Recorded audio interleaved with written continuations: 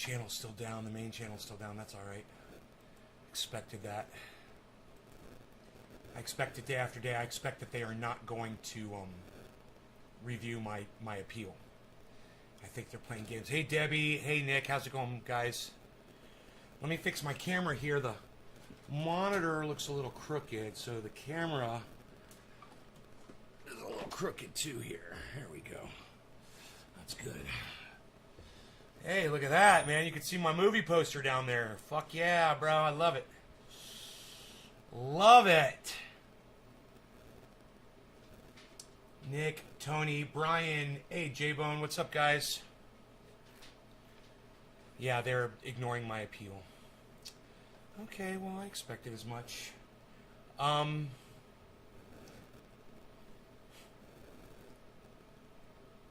They deleted more subscribers off my YouTube channel. About 5. Trying to keep me down. Man, I watched a movie last night on Showtime. I didn't get all the way through it. Was it on Showtime? Yeah, I believe so. And, man, America and Israel attacked Iran, and nobody's fucking reporting on it. You know, there was a blurb in April and another blurb in June or July on the news, and everyone kind of ignored it. Dude, they did a whole expose on this thing. And the United States military and the Israeli military are corrupt and evil as fuck.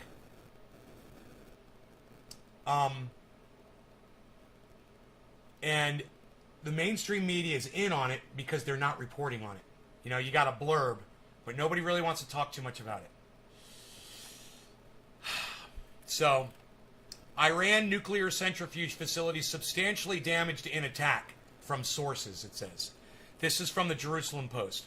And this was in June 24th of 2021. A sabotage operation against one of the buildings of Iran's Atomic Energy Organization, the IAEO, caused major damage despite Iranian denials, the Jerusalem Post learned on Wednesday night. Although Iran has claimed throughout the day that the sabotage failed and caused no damage or casualties, the Post has been, you know, how do they expect the world to take them seriously if that's what they're going to say? Oh, well, it didn't do any damage, so, okay, well, fuck you. We're not going to worry about it then. Well, go fuck yourself. Why should we even be talking about it? If you're not going to be honest with us and tell us the damage that Israel and America did to your centrifuges, fuck you. You want our sympathy? Oh, you're perfect? Oh, your dear leader doesn't poop? Well, fuck you. You know what? Fuck you. And, you know, they don't get any sympathy because they're not going to give us the fucking story. Regardless of the cucks over there in Iran. You guys should know about the truth, and you guys should know what Israel and America are up to. I notice I just lost half of my viewers. Anybody want to tell me what just happened? Where did half of my viewers just go? I just had 16, and now it's 7. Lost more than half. Not interesting? You guys don't want to talk about it? My audience is just as bad as mainstream media. You guys don't want to hear the truth either, huh? You guys don't want to hear that America and Israel attacked Iran? Illegally? Almost started a fucking war?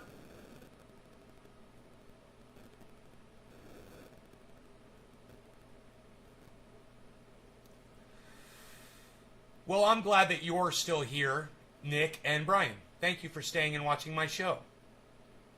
I found it interesting, so I thought you guys might find it interesting too.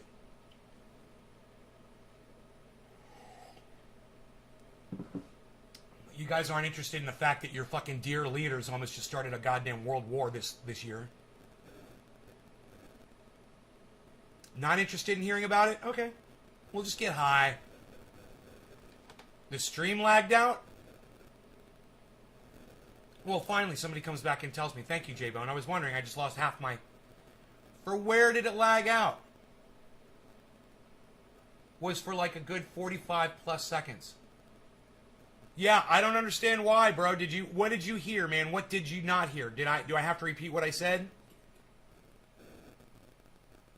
Yeah, it's good on Facebook. It seems like it dropped on YouTube.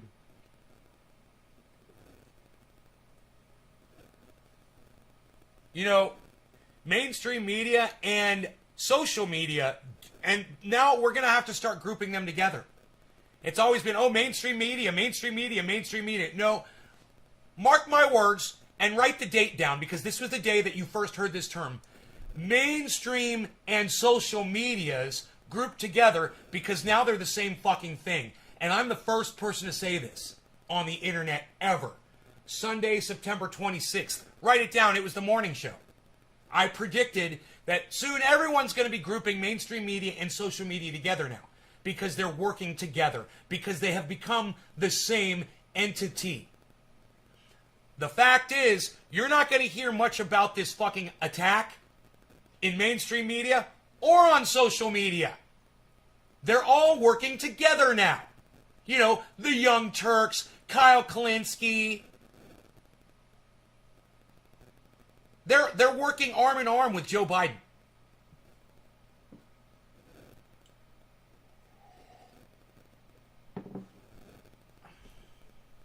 Once I start talking about something that's not being broadcast worldwide, yeah, isn't that weird? Just kind of fucking coincidental.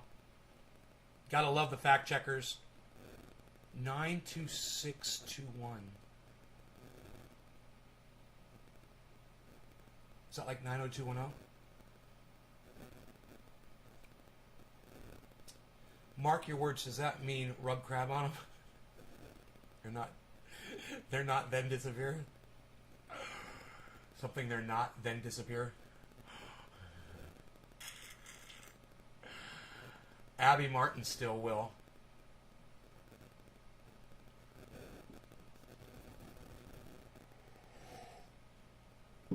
Not if YouTube has their say. Hey, go look at how many views Lee Camp gets, Steve Running. Your heroes are being silenced. You can sit there and cheer all you want. You can lie to yourself all you want, Steve Running. The fact is, no one's going to hear their fucking words anymore. Because now mainstream media and social media have become the same thing.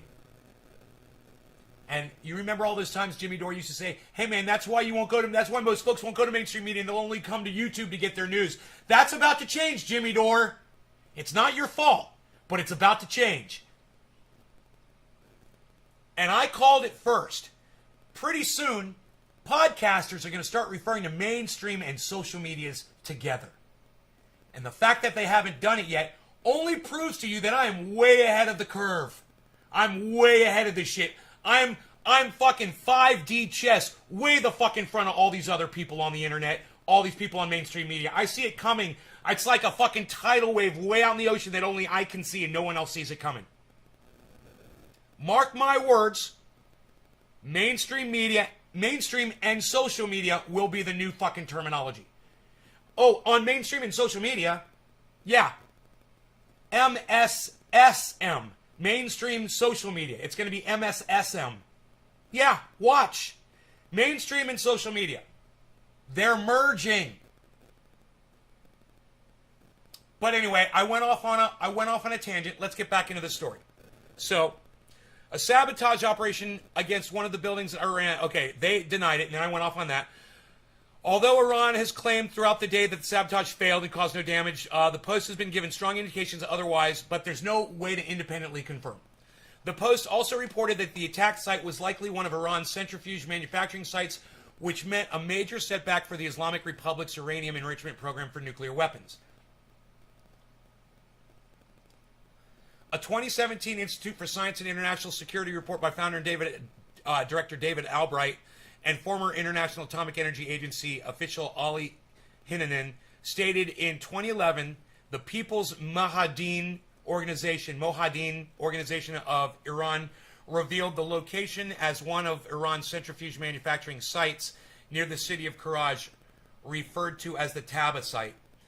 The report also said that centrifuge components are reportedly made in the 3 workshops at the location.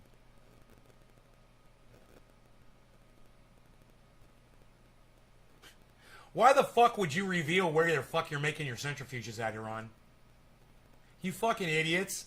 Hey, this is where we're breaking international law. Later, in the Institute's report, it warns that Iran may have declared only those sites dedicated. You guys understand why Iran went ahead with the nuclear, right? You guys know, right? Who could tell me why Iran went ahead and started making centrifuges after Barack Obama had paid them all that money to not do it? Why did Iran start making nuclear weapons again? Hey, Radical Leftist Agenda is here. What's up? Thank you for coming to the show. Who could tell me why?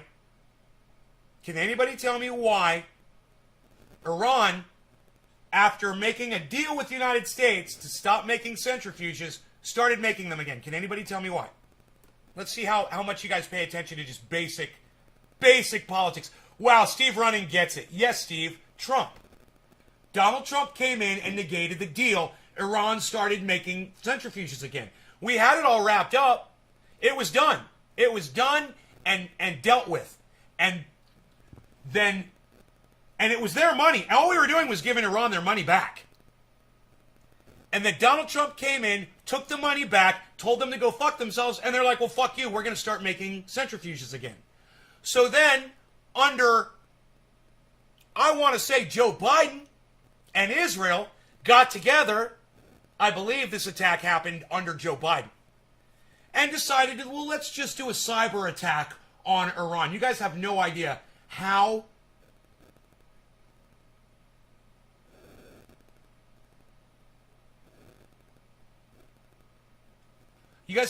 what a horrible decision this was for America and Israel to do this. You know, let me tell you something about America and Israel. They don't have the corner on the hack market. You know, they might be good at it, and this attack proves that, yeah, they're pretty good at it. But we all know who did it. Number one. Number two, Russia, China, North Korea, name any Asian country. They can all fucking hack whoever the fuck they want to. They've got really smart computer analysis. They've got really smart programmers. And they can hack anybody too. And we want to start fucking firing missiles, so to speak, of cyber attacks into other countries. Well, we just dropped ourselves down to a level where they're going to be able to attack us back. We just made the worst fucking decision. This is our leadership. This is Joe Biden. And this is Israel. And you guys, let me tell you something. This is really, really bad. Because these cucks, these dumb cunts that are leading our country don't have the foresight to realize, hey man, you're not sending over B-52 bombers and fucking missiles, man, that these other countries don't have. No, you're getting on a fucking laptop and you're hacking them. And guess what? They all have that too, you fucking idiots. And the United States is not protected by some magic shield that prevents us against, you know, our infrastructure like our airports or our train stations or our nuclear facilities from being hacked just as easily. We threw the first stone. We're going to get exactly what we fucking deserved, and it's coming down the pike, and old Training A, he can see it coming from miles away. We're going to get hacked. America is about to get hacked. Bad. And you heard it here first from me, because you can't go out and bully motherfuckers when they have the ability to bully you back and think they're not going to fucking bully you back. Iran is coming, and they got friends. It's probably going to be Russia and China, and America just made a giant fucking mistake with Israel. You don't fuck with them, man. We already had the deal set up. Obama fucking figured it out. Good for him. Great deal. Stop making your nukes. We won't attack you. Great. Well, they started making the nukes, and we think, oh, we're going to attack you. And we attack them with a cyber attack? Do you know what we did? We wrote a virus that went all over the world and sought out their centrifuges to make the pumps run over time. It's so dangerous. You have no idea. We could have fucking nuked the whole goddamn country of Iran for doing that. You know, we could have caused some massive leak, who knows? You know, when you start fucking around with nukes, who knows what the fuck we could have done? And we caused a lot of damage. And Iran is pissed the fuck off. Look, if you don't think Iran and Russia and China are talking about this right now, I highly recommend you go watch this fucking movie on Showtime. I'm going to go get the name of the movie for you because I can't remember what it's called.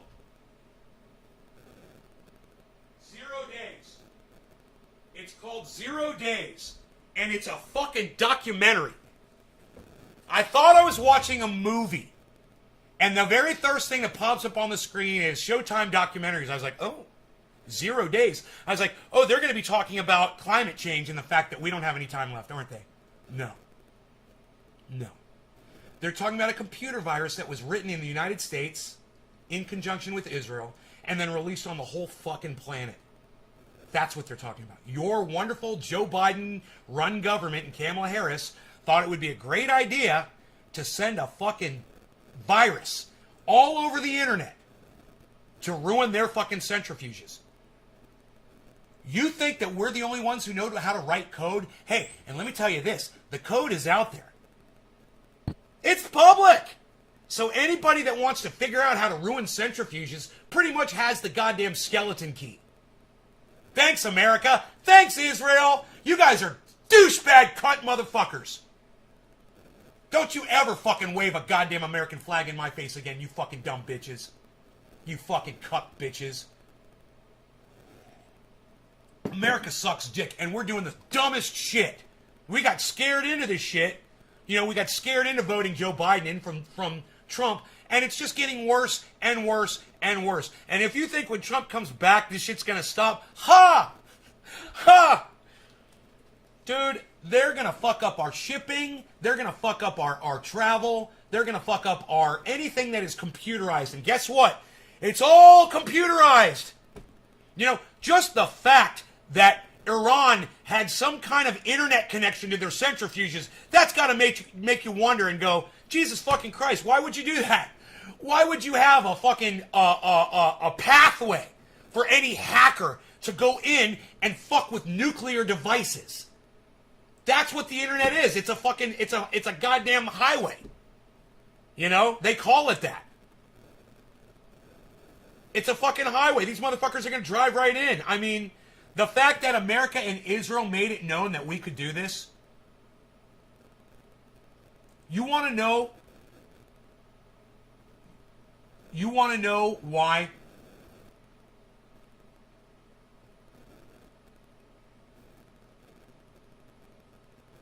No one is reporting on this?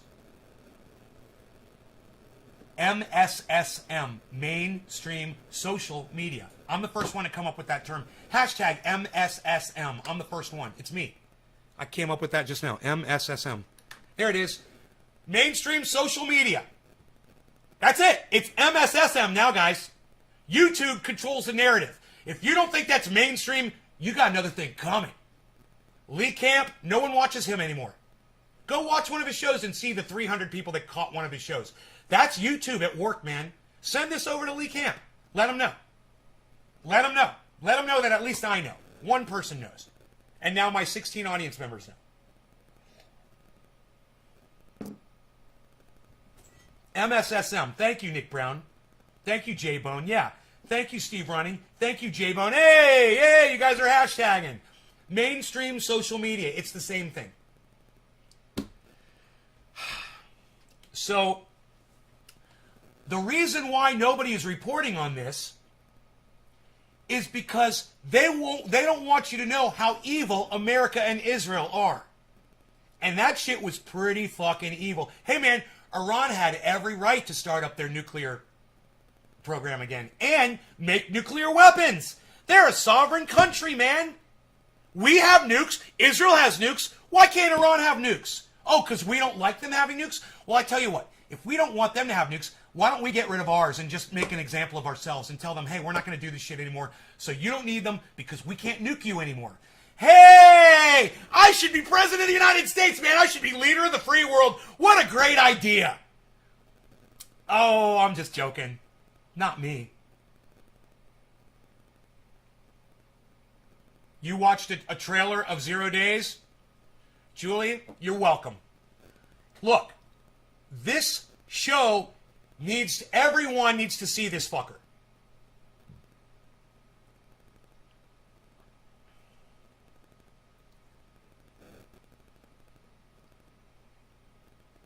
Oh, I'm sorry, I just realized your chat's not on screen while I'm sitting here reading your excellent chats.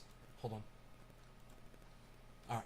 So let's be real, says Brian Munoz. If Is there a car made nowadays that isn't 75%,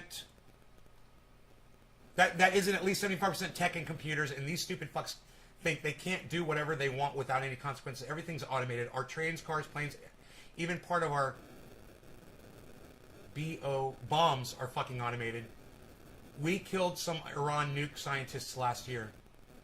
Yeah, they got murdered, right? No one wants to say who did it, right? Right? Machine gunned them, right? They just slaughtered them while they sat in their car. Crazy, right? Have you seen Haiti's nuclear program? It's a microwave on a big slingshot. I'm picturing that right now. Watching 0 days after the show, brother. Thank you, J-Bone. Dude, I haven't even made it through the whole show yet, but I'm just going to tell you guys. It's really good. They did this one really good. It's a great show. And it's really scary. And it's all true. And I had to go Google that. That's why I went to the post. I didn't want to give you the information from the movie. Documentaries, I don't trust them, right? There's a woman on this documentary. She knows everything. And it's really weird the way they portray her. They do an interview with her. And they digitalize her. And she knows everything. And it's almost as if she's reading a script. Because she doesn't like go, or No, she never does that. She's just speaking the whole time. Every word comes right out of her mouth perfectly. And I just don't buy it as real. It seems contrived. It seems phony. It seems fake. And I don't like it. It's not organic looking. And the way she's speaking, it just sounds like she's prepared this statement and she's reading it perfectly and she's play acting. And I don't like being play acted to when I want my... I do if I'm watching this. But when I'm watching MSSM, I fucking pick up on it pretty quick. And this was a documentary, but it was just that one interview, and it's a long interview. It's the second half of the movie where this woman is talking, and she's like, I was there. I was one of the employees, and this is what we did. And she knows all the numbers, and she knows she knows everything, man. It's fucking sickening when you hear this woman talk. And she just looks like a normal woman that you would just see walking around anywhere, and you wouldn't even know that she's one of the people that was involved in almost starting World War III. And let me tell you something, guys. It's begun, okay? World War III has begun. You guys just don't know it yet. But I'm here to tell you, we've started the war. We're at war with Iran right now. And now we just got to wait for them to respond because we've already attacked them. We sent the first shots. We attacked them. They didn't attack us by starting their centrifuges. No. As a sovereign nation, that's within their right. If they want to build nukes, they can do it. It's their country. We did it, so why can't they? Why? Because we don't like them? That's not a good enough reason. They don't like us either. So does that mean we can't build our nukes because Iran doesn't like us? It's fucking stupidity. And yet, we will literally send a fucking computer virus into their country to kill people. This is war, man. And people are probably already dead from this. We don't know because Iran are a bunch of cuck bitches too. They're all fucking cucks. And if Iran wanted to win people over like me, they'd totally go public with this bullshit. This subversive, hiding the news, hiding the narrative thing. It's not working for them at all, is it? It's almost like I'm like, oh well, Iran, you got what you deserved. You don't want to fucking be honest? I hate a fucking liar. I hate a fucking liar. And Iran, you're lying. So if you're not going to, hey man, if somebody punches me in the face and I got a black eye, I'm going to tell you, hey man, I got punched in the fucking face. Iran, you got a black eye. Who punched you? Oh, nobody punched us. Oh, I walked into a wall. Bullshit. You're a fucking abused fucking spouse. Who the fuck punched you? They're going to keep that narrative. They're going to keep lying. And nobody is going to care because Iran brings it on themselves for being subversive and being an evil nation. And they are. And they're not being open. They're not being open with the rest of the world. Hey, man, did you get damaged? You want sympathy from other Americans? Other hackers? Try the truth for a change, you fucking cunts. Try the truth. It might work for you. Until then, you got no sympathy from me, Iran. Zero. And that's what you get. That's what you get. It sucks, doesn't it? Now, from the other side, I'm going to say this. America and Israel are fucking criminal. This shit was wrong, and I don't support it, but I understand why it happened, and I understand the fact that now that it has happened, and Iran doesn't want to fucking come clean with the goddamn facts, they don't deserve any fucking support on it. Fuck you, man. These people were doing a documentary. Did you guys come out and interview for it? There's no Iraqi officials in this movie at all. Or Iranian, I'm sorry, to all my Iraqi friends out there. There's no Iranian officials in this at all. You're like, hey man, why don't you interview those people? You know why? Because their leaders won't let the people in the industry come out and talk. They're controlling the narrative. And, you know, you're going to lie to my face, I'm not going to give you any love. As soon as you fucking lie to me, you're dead to me. You know? You're fucking dead to me. Don't ever fucking lie to my face. And Iran's a fucking liar. So, do I really care? No. Do I give a fuck that Israel and the United States started World War III? Yes. Yes. And do you guys need to know that we're in World War III right now? Yeah, you do. We've started World War III, and it's that simple. And you guys just don't know about it yet. Iran knows about it. Death to America. Go listen. They're fucking like we hit a goddamn hornet's nest. But MSSM, mainstream social media, isn't going to report it to you. I will. I'll tell you about it. You know who else will tell you about it? Lee Camp will. Graham Elwood will tell you about it. Jimmy Dore will tell you about it. Jackson Hinkle will tell you about it. But they're not going to say much to their audiences unless they see this movie. So this is what I recommend you do. It's called 0 Hour, I believe. Is it called 0 Hour? I got to go look. 0 Days? 0 Days? 0 Days. Yeah, it's called 0 Days. On Showtime, I believe. It's a documentary. And all of you can go out of your way, if you want, and share that video around on the internet and get people to watch it. Okay? It's a documentary. It's great. It's exciting. It's almost kind of like watching kind of almost like a version of The Matrix. It's fun. But it needs to be fun to get people like you to watch it, you know, because you guys won't go watch it unless it's going to entertain you. You guys would never get this message unless it was coming from me, who's fucking screaming and ranting and smoking cannabis and being silly. You guys would never know that this happened. Nobody would know that we're in World War III if it weren't for me. We are literally in World War III right now. It doesn't feel like it because you're not being drafted. But let me tell you something. There's plenty of hackers who've already been drafted by America, and they're fighting this battle right now. And when you watch this movie, you will see all of them in giant fucking offices, all working on computers, all working to hack Iran. You have no idea. They said that Russiagate happened. They said that Russia hacked our elections. Dude, that's just America projecting what we do.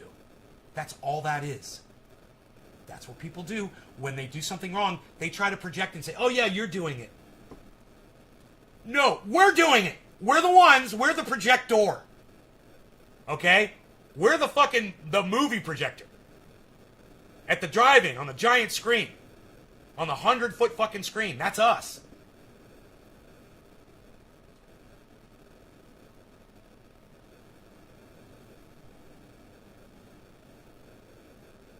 They believe if they have a nuke, they'll use it to bring about their religious teaching. Yeah, Steve, you don't know that. Steve, are you seriously coming in here to tell me how Iranians think? Because I'm about to block you. I'm about to block you from my live stream. Not only for being a racist cunt like you are. Number two, for lying to me and lying for everybody here. Lying to everybody here. You want us to believe that you know how Iranians feel, bro? Really, Steve? You're trying to convince everybody here that, oh, Iranians believe if they have a nuke, they'll use it to bring about their religious teaching. Really, Steve? Really? Where'd you get that little bit of information from, Steve? You just pulled it straight out of your fucking ass. You pulled it straight out of your ass like an asshole like you are. God damn, man. I hate when people talk like they speak in facts, like they know what they're fucking saying. You don't know what you're fucking saying, dude.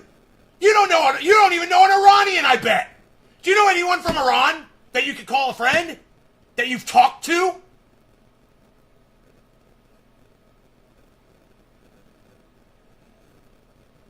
They don't sound like that, lol. But I only got 2 Iranian friends. I've got an Iranian friend, and he's fucking cool as fuck. He's American. But his dad's from Iran. Take it easy, Benet, says Dale Young. What's up, Dale? I got a little caffeine in me, man. You'll have to excuse me. And Steve Running just said some racist bullshit to me. Like he fucking knows how Iranians think. Like he knows why Iran wants a goddamn nuke. Oh, Iran wants to spread their religious beliefs all around the world. Yeah, Iran wants to do that. They've been real busy spreading their religious beliefs all over the world. You fucking dumb cunt. Steve Running, you stupid fucking cunt bitch. Fuck you, man. You're an idiot. Maybe Iran wants a nuke because they feel threatened by Israel and the United States. You ever think about that, you stupid fucking cunt? You ever think about that, you stupid fucking cunt bitch? Before you put words in the Iranians' mouths, dude. I can tell you this man got his info straight for Biden's mouth. Brian? What man? Brian, I don't know who you're talking about. Hey, Elizabeth Gordon, how are you, honey? Good morning.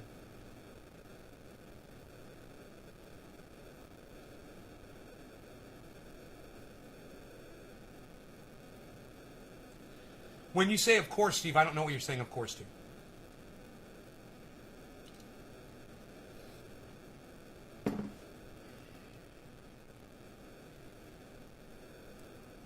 Oh, you're saying, of course Iran feels threatened from the United States and Israel. That's why they want nukes, maybe, huh? I mean, where have you seen an Iranian message about their religious beliefs and them trying to spread it around the world? I swear I'm this close to fucking blocking you, Steve. I'm going to get rid of every motherfucker on this live stream that I'm fucking getting sick of. And you're in line, motherfucker. You are fucking in line, you fucking racist cunt bitch. You're going to be next. I can fucking feel it. I'm doing good. Yeah, I'm doing really good, Elizabeth. Thank you for asking. I cooked lamb shanks in the frying pan with TPO. Do that. I don't know what TPO is. There's some sound interference. Oh, is there? Thank you. Let's move the phone. Does that help? Thank you, Debbie. Debbie's on that shit, man.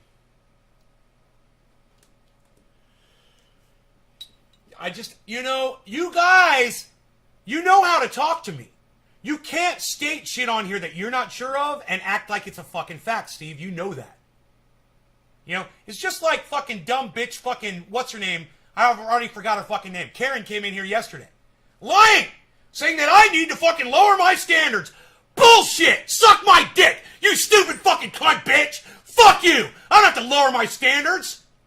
That's a fucking lie! She doesn't even know what the fuck she's talking about! So I blocked her, because she's a fucking liar! Right? Steve, you're next, buddy. You're gonna lie? I just fucking blocked Karen. She's been here for fucking like a year. You're gonna be next. Don't fucking lie, man. If you don't know what the fuck you're saying, shut the fuck up. And you don't know what the fuck you're talking about.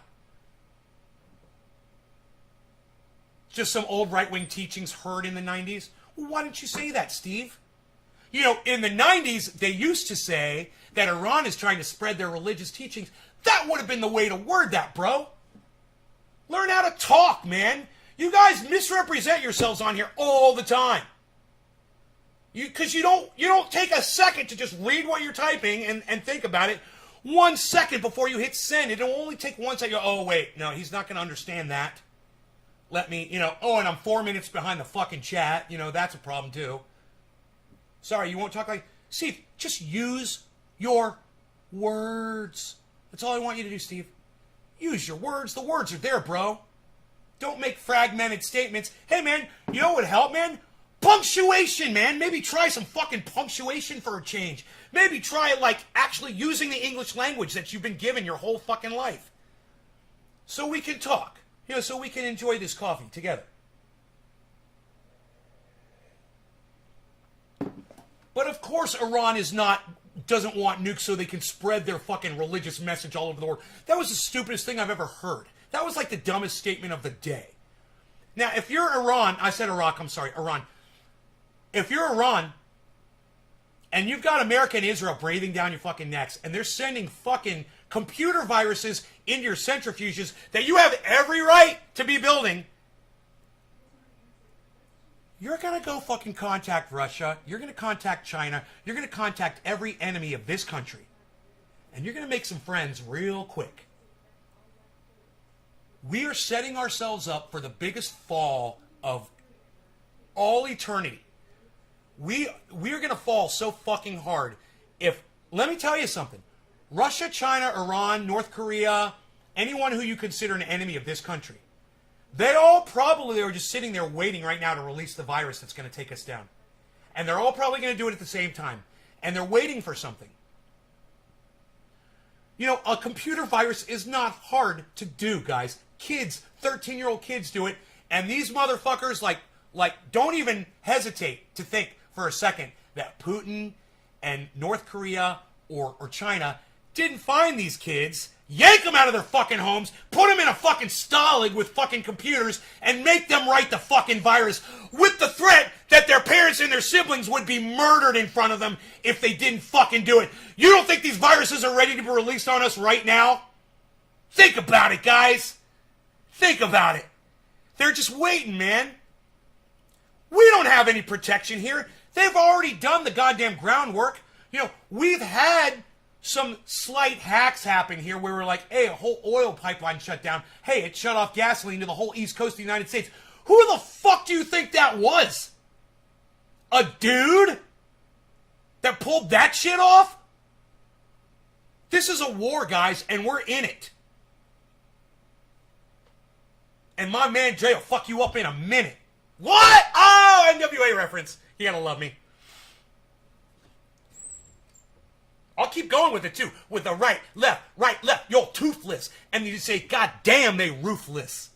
Because they ain't got a roof. There's no roof, so they're roofless. There's no roof on their head. What they have, terrorism over there and fucking the two biggest bullies in the world breathing down their neck. But the religion being passed on, though. If you lie, you're lost. It's easy to get back on track. You just take a deep breath and fuck your own face for lying in the first place. Just don't fucking lie to me, man. Just don't fucking lie to me, because I'm going to go off on you. You know? I'm really angry at Mark right now, and I think he knows it. He hasn't been by in like a month.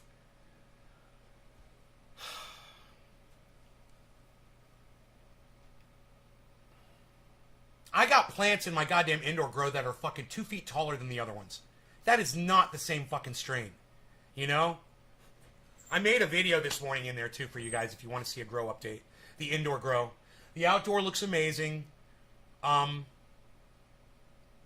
Indoor looks great. I could show you the outdoor grow. Do we have to say anything else about this? I don't think so. They brought down the centrifuges. It was a virus. I've got all the technicals, guys. I understand how the virus worked. I understand how everything. And you will too when you watch this fucking documentary on Showtime. It's amazing. See if you can find it somewhere else, guys. I think it's only on Showtime, but see if you can find it somewhere else. It's called 0 Day, or 0 Days.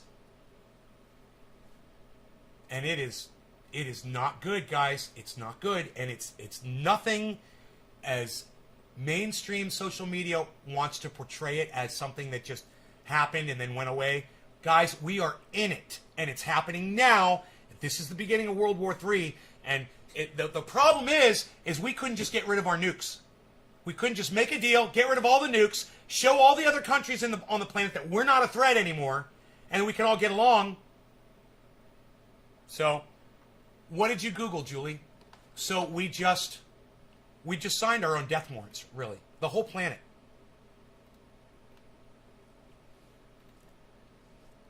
They paid them to give back control of gas. I'm going to let some of my DoD bosses know what your thoughts are. Pretty interesting. Department of Defense? David Lung? I've been angry at... You want to get my channel shut down? I've been angry at Mark since the shelf incident a year ago. Before that, he walked in the house with muddy boots. I noticed a pattern starting. Dude, he destroyed my carpet that day. I remember that. Love to see... I was like, don't you wipe your feet, man? What the fuck? cleaning up after him for fucking 2 hours after that fiasco. Love to see a Grow update. Showtime on demand, 0 days. You Googled 0 days? Let me know if that's anywhere else besides Showtime on demand, though. You guys need to see this movie. You guys need to, and it's a sad thing, is that they put it on fucking Showtime so they can make money. Isn't that sad, man? This is some of the most important... We're in World War III right now, and Showtime is holding on to the fucking data. Charging you to know that we're in World War III. And listen, I'm the first one to call this World War III, too. You want to know who the innovator is here? You want to know who the intelligent one is? No one else has said that we're in World War III yet. This guy did. I'm the first one. So you're watching the right show, man. Go around, Google World War III. I doubt it's going to come up, but we're in it. You can hashtag WWIII. All right, hashtag WWIII. All right? WWIII. World War III. There it is. World War III. We're in it. We're fighting. It's just like remember the movie Moonraker? Remember what they said? Well, we're just changing the way, we're still at war, but we're just changing the way we do it. Now we're going up in outer space and fighting it in outer space. No, now we're coming back down on the ground and we're going to fight it in the computers. That's where World War III is being fought, and it's already started. And we've attacked Iran, and this is the beginning of World War III. And if Iran wants to surrender and say, okay, you guys got us, and we give up, we're not going to make the centrifuges anymore, then we've won World War III and it's over. Great. Great. We won World War III. The next war will be World War IV. But, hey, man, Iran has allies that are enemies with America. America has allies that are enemies with Iran. This is fucking World War III. Don't kid yourselves. Know it. You should contact your Congress people, your mainstream social media people. Let all of them know. Say, hey, man, this crazy guy over there on YouTube is claiming that we're in a world war right now. Why aren't you talking about this? Why isn't anybody else talking about this? Ask them. Let them know what it is. Let them know that America fired shots over there in Iran, that we destroyed their centrifuges, that we released a virus on the world with Israel. Let everyone know. Trump did the arms deal with Saudi Arabia right there with you? That's a good point, Porta Johns 33. That's a good point. Good point. I'll go with that too, man. Yeah, I agree. I totally agree. These are steps that we're taking to be at war and to appease Americans so they don't feel like we're at war. They want you to feel comfortable and not worry so much about the fact that we're trying to make a whole lot of money and steal, like $1 trillion of resources from Afghanistan, stuff like that. Stuff like Marjorie Taylor Greene just admitted to in a speech yesterday or 2 days ago. Yeah, we were literally, when we walked away from Afghanistan, we walked away from $1 trillion worth of resources that never belonged to us. We weren't walking away from what was ours. We're walking away from what we should have never been near in the first place. It's not ours, and that's the whole reason we were there. Resources, oil, poppies, now it's lithium. Whatever the fuck it is, it doesn't matter. It doesn't matter if the narrative switches from climate change to COVID back to climate change. It doesn't fucking matter. We're being controlled for sure. We're walking through these fucking channels, these gates, and we never get to see what's outside of them because MSSM, mainstream social media, doesn't want to let you know. The cocks at YouTube don't want you to know what you used to be able to get from people like Lee Camp, and now Lee Camp is being subverted and silenced because of the cunts at fucking YouTube. And you can tell Lee Camp I said that. Go ahead and send this to Lee Camp and let him know. Let him know I'm talking about him behind his back.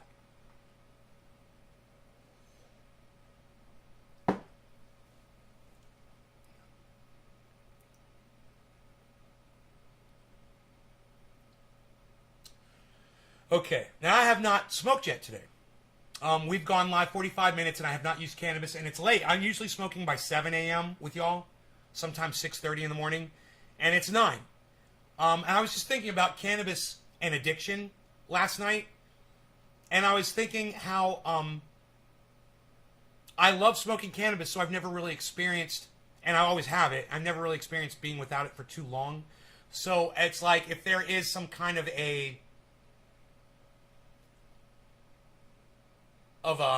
emotion or feeling or depression that I would experience, I never really give myself the opportunity to do it. Now, when I went somewhere out of state for a week, and I did a week years ago.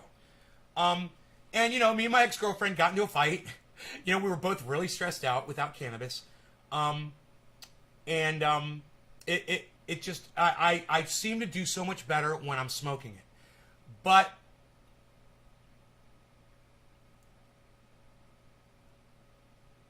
there are people out there who seem to get addicted to it. And there's nothing that I can do or say that's going to change that. That they can always just smoke more, and it's not going to hurt them. Right? So it's not really that much of a problem. But if you really want to enjoy cannabis, I recommend breaking up your usage a little bit, like I do. I like to smoke a whole bunch and get really high, and then I like to become sober, and then I like to do it again. And then I like to do it again. And I repeat that process 3 times every day. And it works so good for me. And I really seem to be able to hold together all the things that I need to hold together. Taking care of my animal, taking care of me, taking care of the grow, taking care of the house, taking care of my financial responsibility, doing the show, everything. But when I see people that need to be stoned all day and not stop, I'm a little concerned for them. And I would just say this, if you're one of those people and you never stop smoking all day, maybe give it a try. And if it doesn't work for you, it doesn't work for you. I mean, I understand. It keeps you in a constant state of happiness. Maybe you've got some depression that seeps in when you're not smoking cannabis. If you're one of those people, don't experiment. You don't need to. But if you're just a person you've just become kind of lazy around just feeling that high as much as you can, you're relying too much, I believe, on something that is taking away from some clarity that I think a lot of you guys could benefit from. And I noticed that on my live show from my audience members. So I'm hoping that some of you guys that are smoking along with the show, when you realize that you have a problem with comprehension, clarity, listening, hey man, give yourself some time throughout the day to maybe come down a little bit off the cannabis and go back to it when you feel the need for it again. Try that instead. Those of you that are 24-hour smokers, try it. You got an ashtray next to your bed. You're doing it wrong, man. You're doing it wrong. I highly recommend you keep the cannabis out of the bedroom. That's the first step right there. Get it out of the bedroom, put it in the living room, put it in somewhere else in the house, and start with that and see if that starts working for you. In the morning, some people, they just grab their doobie, they grab their bong, they grab their bowl right next to their bed before they even get out of the covers. And if you need that, okay, I understand. I totally understand. But if you feel like you don't need it and you still do it, then maybe give this a try and just see. Lol, fuck you, just hit all my habits on the nail, Josh. I have a tendency to do that, bro. I'm a human being, too. That's good advice. Look, this is just what works for me, and it's worked really good. I've never been an all-day stoner type, and I don't like to use that term. But for those of you who are doing it just to dumb yourselves down because you don't want to deal with reality, then you are that. And that's not good. You're not helping yourselves.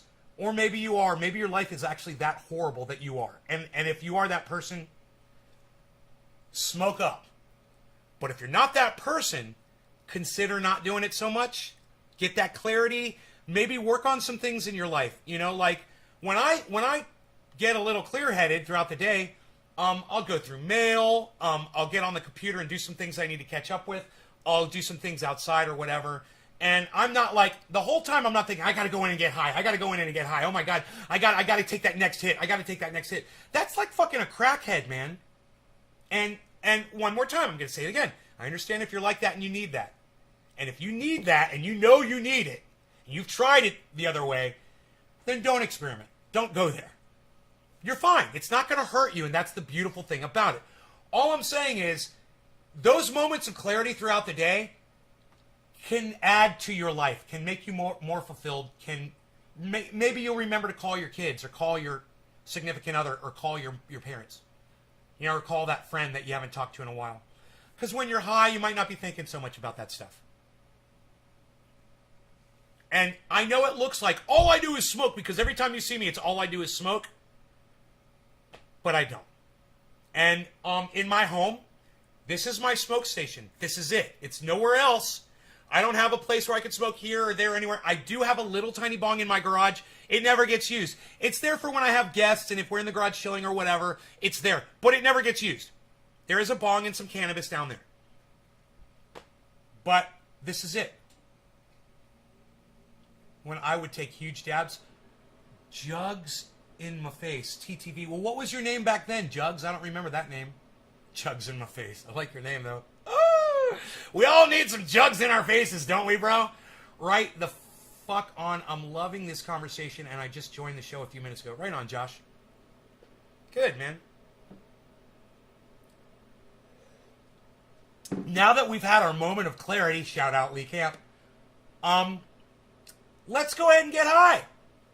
That's the way this is supposed to work, I believe. At least that's the way it works in my little world, in my little bubble in my brain, my bubble brain. You went by Dylan or HTX Dabber. I think I remember HTX Dabber. Can't really remember.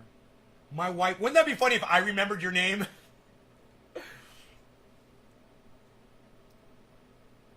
Because I get so bored and just smoke and smoke and smoke. I've been breaking it up a lot more and will continue to do so. You get bored. Yeah, boredom is big now with COVID, bro. We don't have as many people to interact with. I understand boredom. I get it. I know. Back with Dave and all of them. Dave? I don't remember who Dave was. Oh, Dave C? Dave Campione, you mean? I usually take breaks. Man, that was a long time ago. I usually take breaks just because the high becomes less vivid, constantly ingesting it. Yeah, man, you'll really appreciate the high when you take the breaks. It's almost like having sex. It's almost like having an orgasm in your brain. It's like a sneeze, that tension and release. But when you're released all day, you don't get the tension, and there's no tension to release, so it's not as fulfilling to me. Now, you might need tension released all day. Maybe you're like Chuckles and you want to go smash. Chuckles smash. I understand. And Chuckles might not even be the kind of person who smokes cannabis all day. But I'm just telling you, if you're the kind of person who's prone to physical violence, and you use cannabis to keep you from being violent, it's working. Keep doing it. Good for you. I'm not telling you to not do it. All right? Especially y'all. I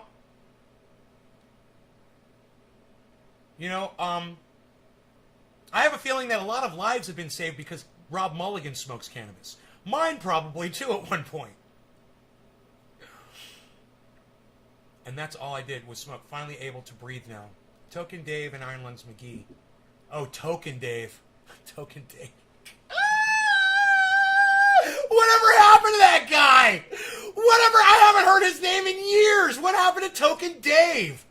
Oh my God, that is so funny. Token Dave. Oh my God.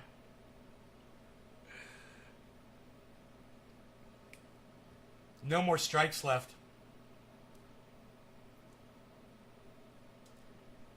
Dude, that's a blast from the past. How funny is that? Token Dave, I forgot about that. I totally fucking left my memory. He's never even come by just to say hey, He's just gone. He may have died. I don't know.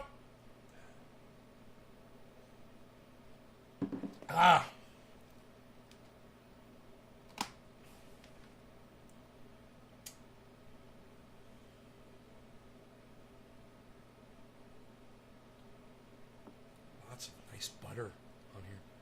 You never know. I don't know. I guess no one's heard from Token Dave in forever, man. Isn't that weird? The guy disappeared. I wonder if he went to prison or something. You always wonder about those people that just disappear from the internet. You see them all the time. They got a podcast or whatever. And then all of a sudden, one day, years later, somebody mentions their name and you're like, yeah, whatever happened to that dude? Let you try and jog my memory some more? Yeah, please. Please do.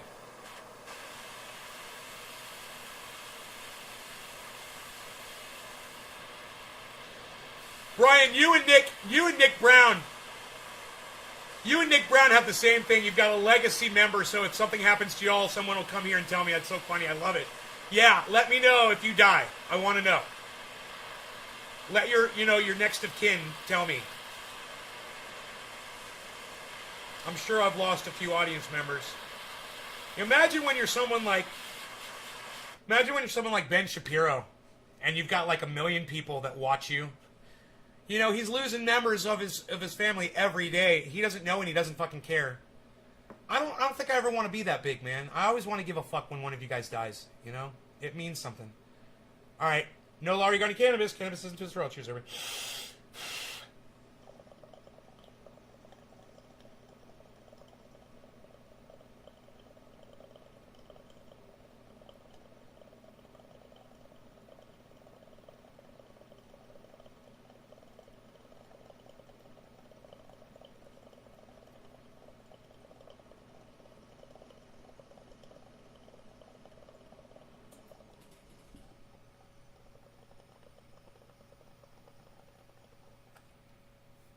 Oh, he's tweeting? Token Days on Twitter?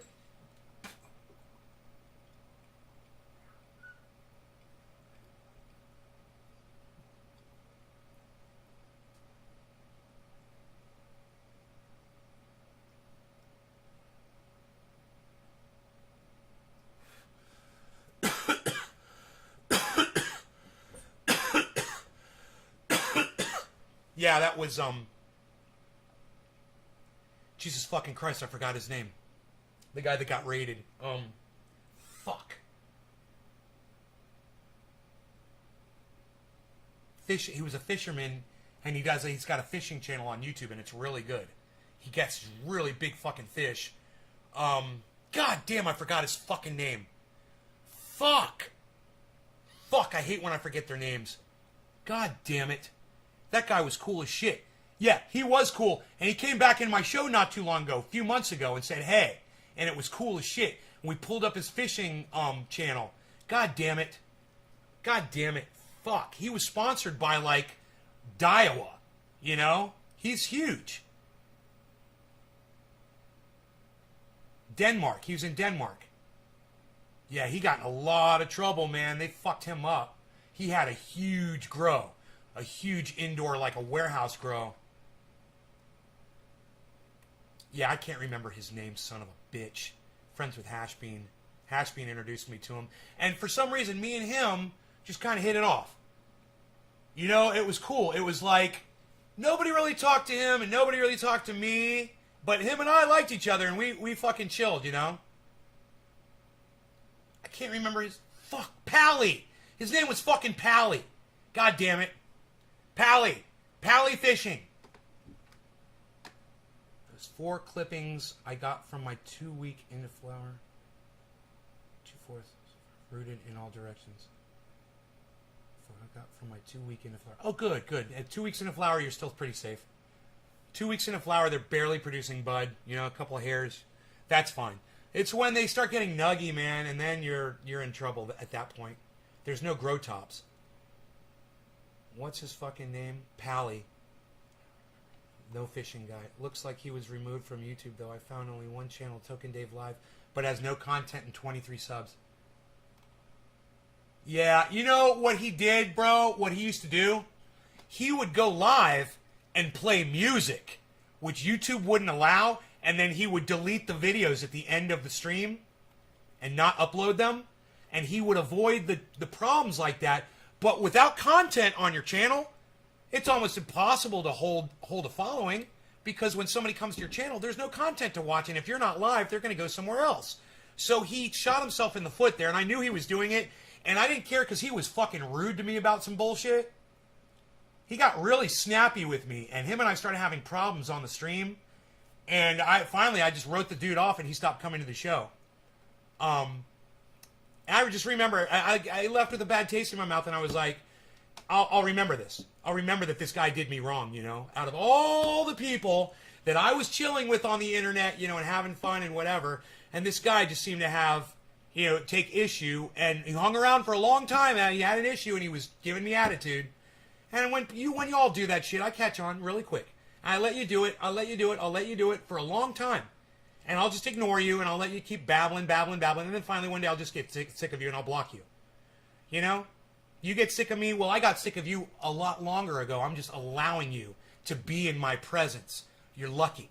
You know, until that moment that I finally had enough, and then you're gone. I'll only take your bullshit for so long. Do you have someone to let the audience know if something happens to you? No, I don't. You guys will know, because I'll just stop broadcasting. You know something will happen. You'll be like, man, Nate hasn't been on for like 3 days. Oh, he's dead. I don't see him on YouTube anymore. Yep, I remember Dave at the end was kind of meh.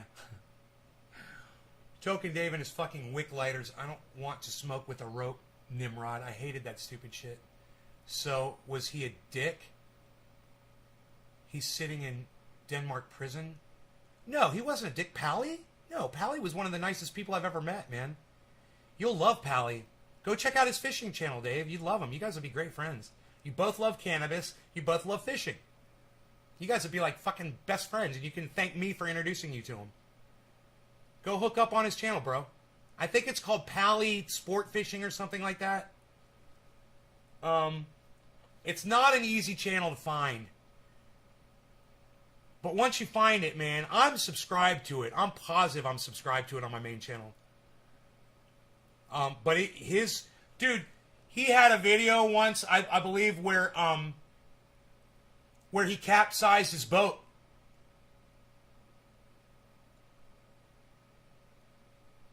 I think it's P-A-L-I. I think it's just one L. P-A-L-I. You want me to try to find it for you? And he's sponsored. Well, he was sponsored. I don't know if he still does this. I think he said he stopped doing it. I'm just going to type in Pally Fishing and see what comes up. Denmark. Fishing rules. Denmark Sports Fiskerforbund. Yeah, he might have a weird name on his channel. Give me a second. Sebastian, Daniel Mann, Gone Fishing Stories, Nick Fishing Europe, Just Fishing DK, Street Fishing for cod, Aquamine Channel, Unexplained Mysteries, Knoll Farm, Brightside, Knoll Farm, Cosmin Tegless, Justin Fishing, One Rod, One Reel Fishing, My Bushcraft, Tony Mustache, and holy shit, she's hot. Damn, son. Ooh, got himself a hot little fishing buddy out there on his boat with him. I wouldn't be fishing if I had her with me, bro. I would be out on a boat fishing. Fuck that shit. We'd be home fucking right now. The No Pro, Sebastian Nils, Justin Fishing, Justin Cornish Store, Just Fishing. Dude, what happened to him? Sebastian Nils. Dude, he's not coming up. Oh, Pally Fisher. I found a fucking link to it. It's Pally Fisher. Dude, he's in another video. Okay. And we have this saying. There's Pally. Pally, what's up, buddy? Nice. Velkommen til Putfiskeri. There's Pally, man. Det ja, næsten min fødselsdag. It's my boy. Det er selvfølgelig dejligt vejr. It's my boy. Right here. It's my boy. Nå. Vi skal fiske noget træmareller i dag, tænker jeg. Love this guy. Det er super lækkert vejr. Jeg har taget min Magic Trout isstang med. Og det er den, vi skal fiske træmareller på i dag. Det er en is 15, det vil sige, at den har en kastevægt på op til 15 gram. Det er maj måned, bare ligesom for præciseret. So glad I found him. Lige starten af maj. Og jeg kan lige nu til 1, 2, 3, 4, 5, 6, 7, 8, 9, 10, 11, 12, 13 fisk, det kan jeg lige spotte sådan lige her nu. Bum. You having more fun growing it than smoking it? You do them both together. It works. It works out. Jeg kan lukke noget af det her på noget krog også. Jeg har Tim med mig. Senere kommer Jesper. Damn, look at that rod. I look like a deep sea fishing rod.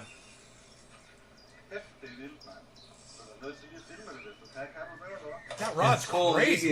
Den her linse kan opfange muligvis GoPro'en kan.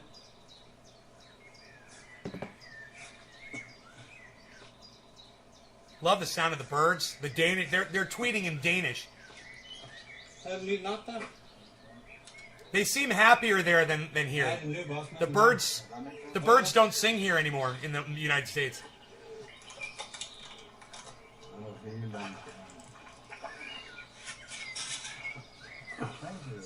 Yeah, welcome. Jeg har ikke engang fået pakket nettet ud, så er der første fisk på. Så det må vi jo lige have gjort.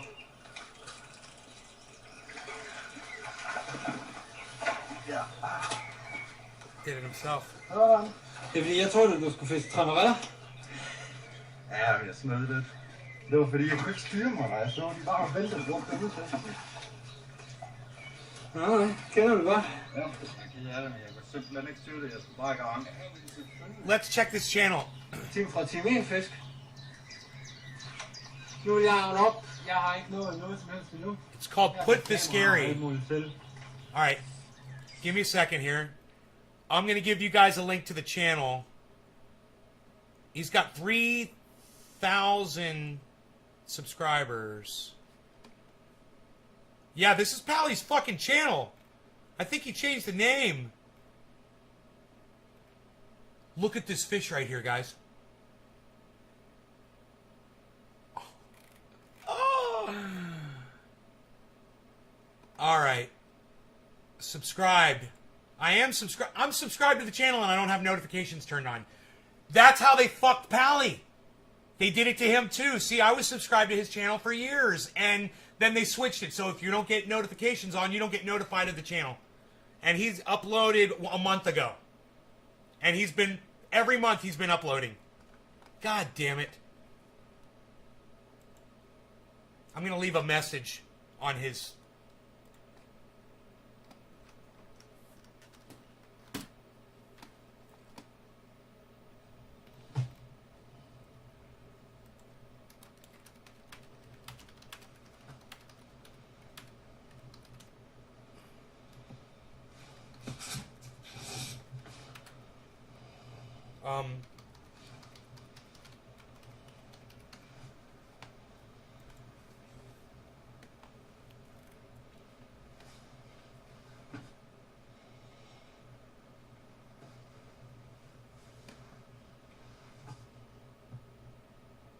Sitting in the car.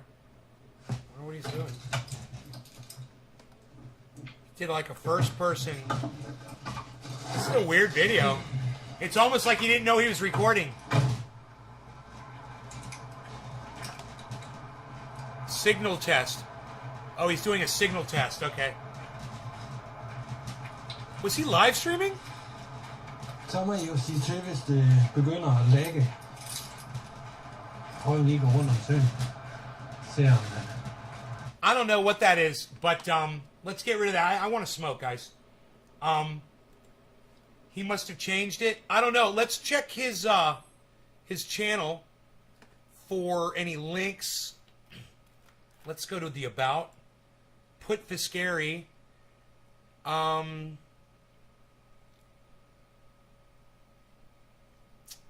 Joined July 2013. This is his original channel. 1.2 million views with only 3,000 subscribers. Why people won't subscribe is beyond me. People are just so rude. All right, so about, he doesn't have any links. Oh, his Facebook. He's got a link to his Facebook channel.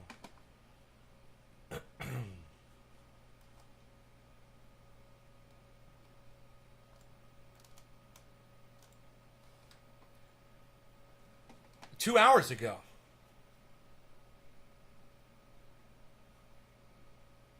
Join group.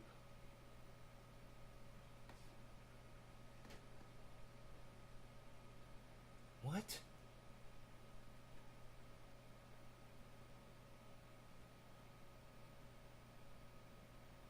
That's weird.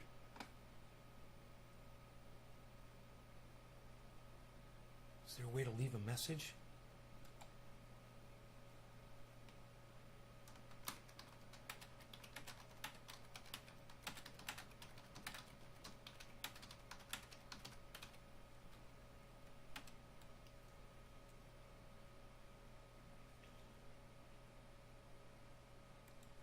I just asked if he could come by the live stream sometime. Well, I got to tell you, it's exciting finding him again. This is what social media does to you. They separate you from your friends. That's what they did. So I lost touch with Pally because YouTube decided to add this new thing called notifications. And because YouTube added notifications, I would no longer get notified when Pally went live. I would have to remember the name of his Danish channel, find it, go back to it, right, which I couldn't remember the name of, and he's changed the title of, to go click that stupid bell. Need I say anything else? Need I curse? Or are you guys disgusted enough? Social media, separatist media.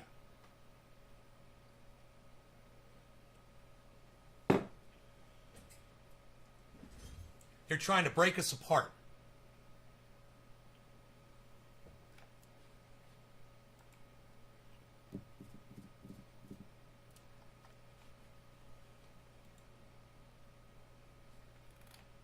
All right, here's a link to Pally's page.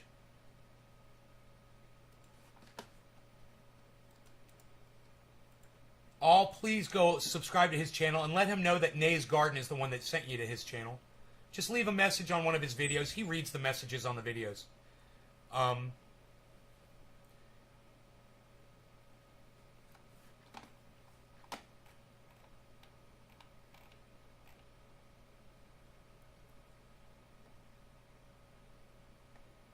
Oh, Pally Fisher. I'm subscribed to that one too. He does have another channel. I found it. 662 subscribers. And once again, my notifications are not on. But I am subscribed to the channel. 2 of his channels I was subscribed to that I forgot about. So it's the Cichlid Geek. Right! Right! He was into cichlids, man. I forgot. That's his channel name, the Cichlid Geek. There it is, guys. There's his channel. And he just uploaded 2 weeks ago. Cool, man. I'm gonna tell him he just put up a 2-minute video 2 weeks ago, so he's still uploading, man. Thumbs up, bro. Hello YouTube, my name is Pally Fisher, and we're back at the trailer. It's been a few days since I had time to get some work done to it. I love this guy. I'm really enjoying watching him. Plate, Brings a fucking smile to my face, man. Small, 1 inch by 1 inch, or probably less than 1 inch. 20 times 20 millimeters. Why doesn't he stop by? 2 Bro, 2 centimeters. For the same reason none of my old audience members stop by. YouTube makes sure that they don't get notified that I'm going live, and they forget about you. Just like I forgot about him. Luckily, this guy came in here and was like, dude, you remember that guy that got in trouble for growing? And I'm like, yeah, of course, man. I was like, holy shit, I forgot all about him. I can't even remember his name. YouTube made me forget my friend. Nice, huh? That's separatist media at work, hard at work every day. Jugs, I'm so thankful for you. Thank you, Jugs. I wasn't able to buy these anywhere, So I had to buy something bigger and trim them down. That worked pretty well. And so far I've spent 10 euros on wood. So the framing stuff is really cheap. The hole in the attic seems a bit complicated. I was pretty sure this was a steel sheet. You know, people who are bilingual just blow me away. To hear him speaking in English, you know, and just to know that is whatever's going on inside his brain that allows him to do that. You know, just look at things and know what they're called in different language. It's fucking crazy, man. And aluminium on the sides, but from further investigation, I suspect that it might be an aluminium sheet. Yeah, I'm glad you found it, Judge. So look, well, I'm broadcasting to not just Twitch. I'm also on YouTube. I'm also on Facebook. I'm also on a bunch of other social media sites. So find them all. It's all Nays Garden for the most part. Nays Garden Show or Nays Garden. Find them all and subscribe so you get notified every time I go live. Because sometimes you won't get notified on some services and you will on others. So subscribe to all of my channels so you get those notifications. Or you'll forget about me like everyone else does. For me, because I don't know how to weld the aluminium. I've welded steel and I'm not very good at it. So get on YouTube and watch a video, Pally. Soldering would be a better option. So that will be interesting to see if I can solder this little sucker. Or if it would be better just to drill it and give it like a rivet or something. Hey, Joseph Forrest, what's up? No law regarding cannabis. Cannabis isn't just for all. Cheers. Wait, it's my first hit of the day, right? Let's make it special nice. I'm working on the wood construction. Let's make it special now. I'm going to make a special nice hit. This is my first hit, right? Yeah, I already managed to order a new welding equipment for welding this, but I don't think I will be using that. So, yeah. A lot of talk, not a lot of work. A lot of talk, not a lot of work. Hey, I'm slowly getting there, right? This is not a rush. We'll make it special nice. We're gonna make a special nice just for you, hin. We're gonna make a special nice just for you, hin.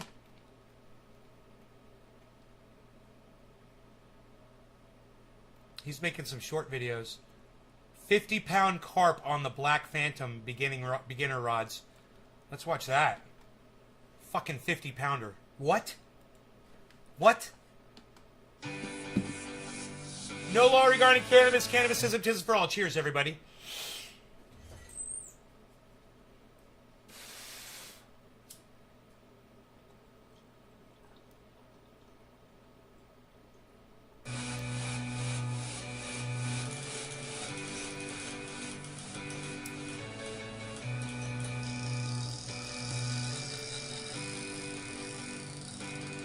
And again, I have a very nice fish hooked here on my Black Phantom rods.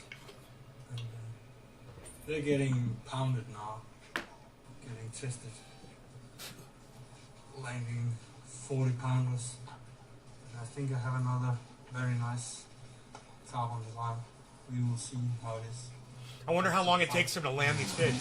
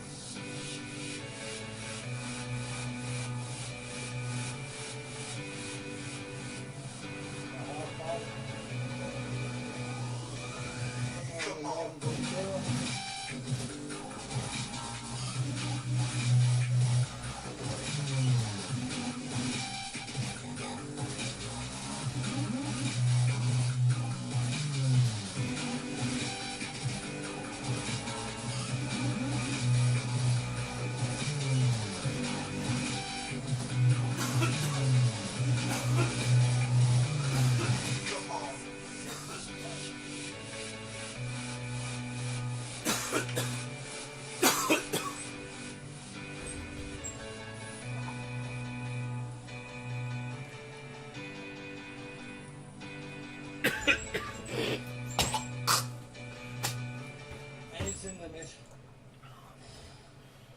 What a hard fight. But isn't that why we're all here? Fishing, getting those big ones. Correction. This one is taken on a cruiser. Top down. What happened? Did the line break? Frank. So it's Krilla and the Frank. What happened? But he brought me a very nice big fish. Let's get on with it. Oh shit! Oh fuck! 23 kilos. Taking on the X2 Black Phantom Cabra.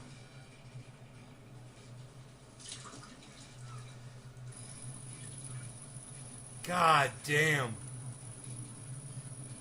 It is.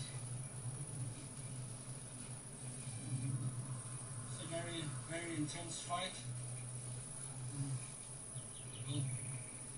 God damn, bro. For this.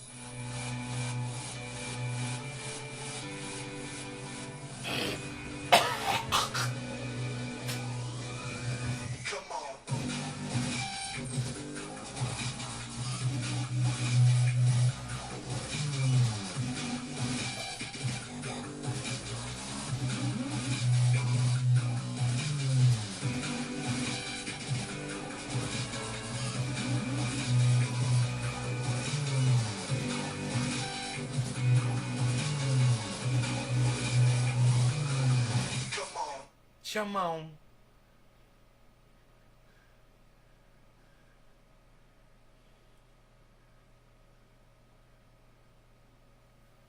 It's like it eats and doesn't shit. That's the wrong picture. There, no, not that one. Here we go.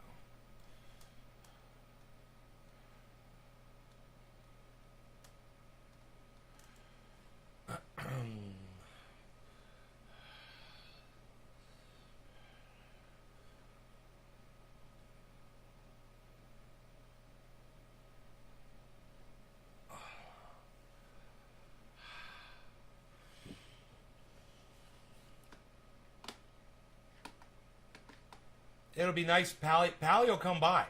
He'll come by the chat. I know when he sees those messages, he'll come by and say hello. He's a friend, man. You know? And I don't even know if he uses cannabis anymore. But he'll still, whether he does or doesn't, he'll still come by and say hello. Hey, Phil, what's up, buddy?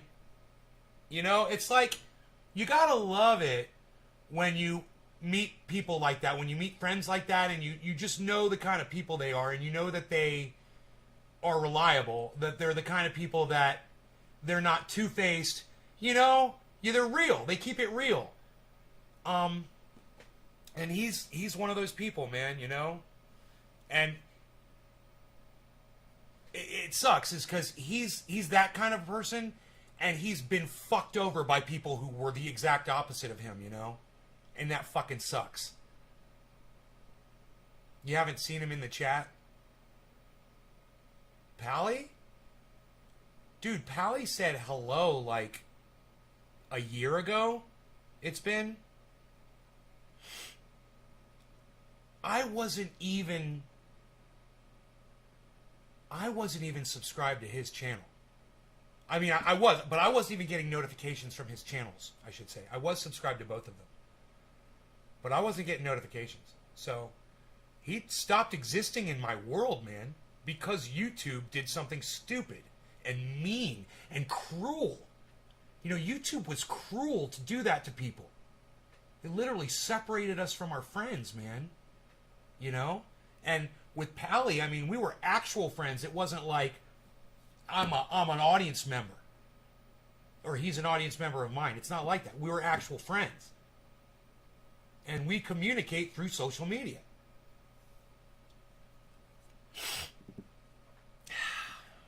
Whatever. You know, they're going to fucking do what they're going to do, man. You know? That was the beginning of censorship right there. That was the slippery slope. And we didn't do anything about it then. And, you know, I didn't fucking realize. I mean, I realized it was happening, but I didn't realize it happened to me and Pally. But I knew it was happening. Remember, I said it all the time. I'm like, they're unsubscribing people from my channel. You know, there's people that literally want to watch my show that aren't getting notifications now. They've turned on this new thing called notifications. Why would they do that? You could have always just turned off the notifications if they were bothering you. It was always opt out. Now you've unsubscribed. Literally, that's unsubscribing every subscriber from every channel. Because that was the point of subscribing, was getting notified when they put content up. You fucking cunt bitches! God, I want to fucking kill you! Fuck you all! God, I feel better. My cat. You guys want to see my cat? Look at my cat. Look at this. Look at my cat. Right there next to me.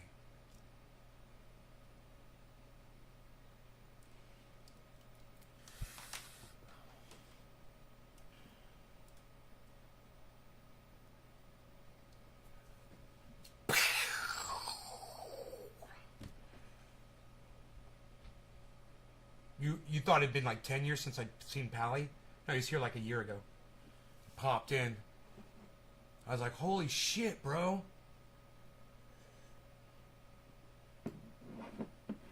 He's like, I'm still fishing.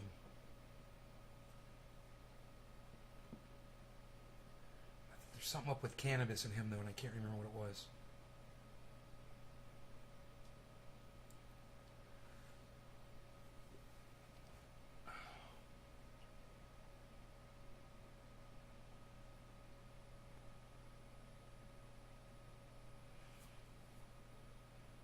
Where's the BZ? I thought about her and remember her boy. What the fuck was his name?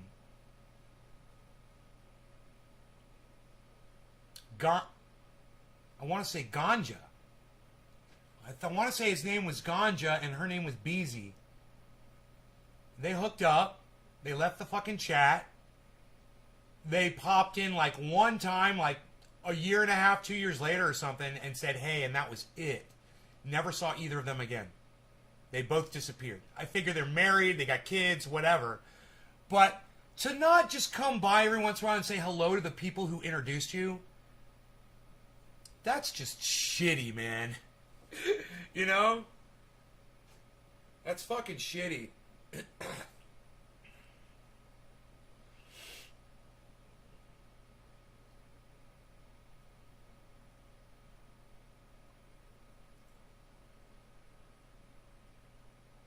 But I guess that's the role Cupid plays, you know? Cupid's only recognized once a year, right? Oh, thanks, Cupid. Hey.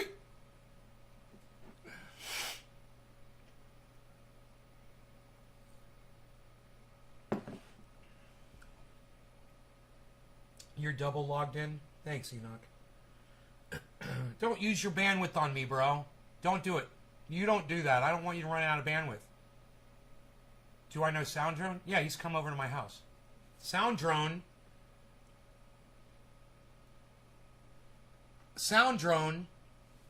Here, I gotta raise the fucking camera up just a little. Sound Drone taped that piece of paper right there. Either he did, or his girl did, or their friend, her name was, Breezy, or their friend Breezy did it. One of those three did it when they were here. Do I know Sound Drone? We're fucking twins.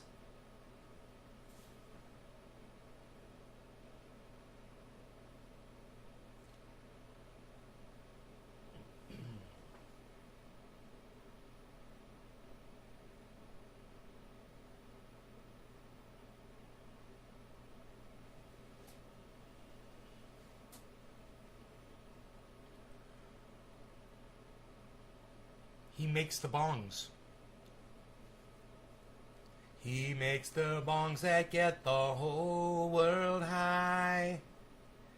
I think Slowski learned how to make bongs from watching Sound Drone, I believe. I could be wrong. Mr. Slowski could tell us.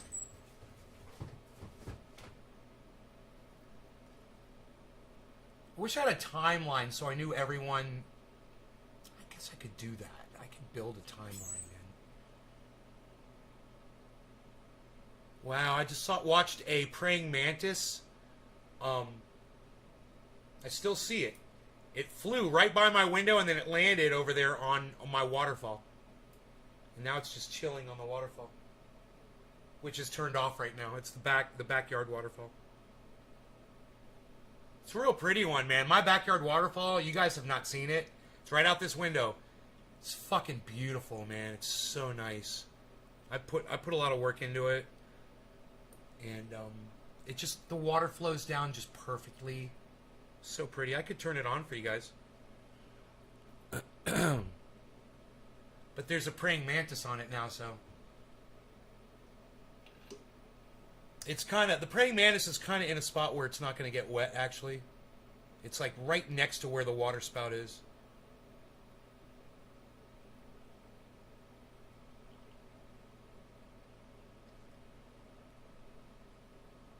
B. Lasso. Right. Oh, okay. Cool. I thought you did. Haven't seen him post in a bit. Elizabeth, you could go on YouTube and type in Nay's Garden Sound Drone and you'll find videos of us partying together. Going places and shit. Followage would have worked. Waterfall.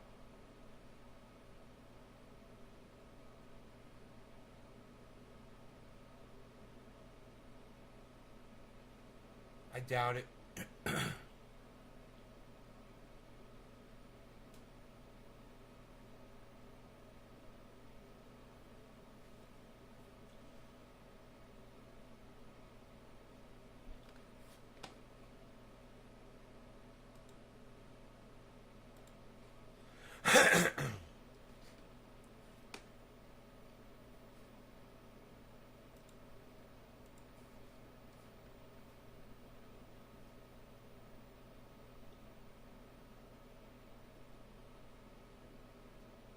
Are plant-based meats actually sustainable? You know, because it takes resources to make anything. Doesn't matter This if it's... video is sponsored by CuriosityStream. Get access to my streaming video service Oh my Nebula God. when you sign up for CuriosityStream Hold on a using second. the link in the description. What's up with your audio, dude? Jesus fucking Christ. The future of meat is split into two very different paths. One that begins in the windy flats of Kansas within the manure-laden pens of cows fattened on excessive amounts of corn. And another that starts on the squeaky clean dishes of a lab grown from yeast and modified to mirror the taste of its rival. Each has its environmental Base impact, is just fucking but rough. they both reveal certain unpleasant realities in our food system. Industrial factory farming and plant-based meats in many ways have co-evolved in a food system that seeks cheap and easy silver bullet solutions to nuanced food system problems. Ultimately, these two meats are intertwined.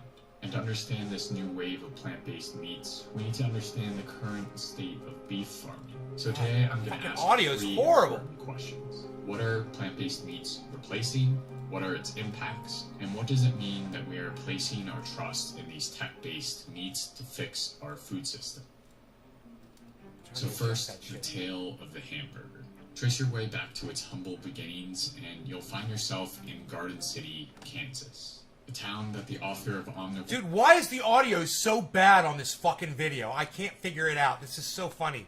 Oh my god, it sounds so bad. Moore's Dilemma, Michael Pollan calls Cattle Metropolis. An apt name I had to do considering so that the much city tweaking is the to it. birthplace of one of the first CAFOs, or concentrated animal feeding operations, and now hosts a variety of these CAFOs in and outside its city limits. These feeding operations are part of the reason why the price of hamburger beef can stay so low. They pack a ton of cows in a small area to maximize the profit from the land. To put it simply, the way cows are raised for slaughter on these feedlots is more akin to a factory than a farm, and thus the often used moniker factory farm. After they've met the requisite entry weight, calves are brought to these feedlots and are forced to subsist on a concoction of corn, protein supplements, and antibiotics until they are around 1,100 pounds or 14 to 16 months old. Then they are sent to slaughter. Alongside the variety of animal cruelty concerns directed at concentrated feedlots, several environmental issues arise from stuffing cows in tight quarters and then, in turn, stuffing their bodies full of vegetation that their stomachs aren't equipped for. One of the major issues for these types of feeding operations is, to put it bluntly, poop. According to the U.S. Center for Disease Control, large farms can produce more waste than some U.S. cities, claiming that a feeding operation with 800,000 pigs could produce over 1.6 million tons of waste a year. For open-air feedlots, often this waste just piles up underneath cattle, and when it rains, runs off into waterways, ultimately causing downstream drinking water pollution in the form of antibiotics and higher levels of nitrates. For indoor factory farms, manure often has to be scooped out, but because it tends to be too antibiotic-laden or the specter of diseases like E. coli I'm struggling persists, with the sound. farmers refuse to put it in their fields. As a result, operators dump the manure in holding ponds that can overflow if it rains, or pile it high and wait. In addition, the surrounding air quality is greatly affected through an excess of particulate matter, ammonia, and hydrogen sulfide, which can cause damage to the lungs and eyes, among other symptoms. But the most infamous gas that finds its way into the atmosphere from Methane. these corn-fed cows is methane. Cows, quite literally, aren't able to stomach corn.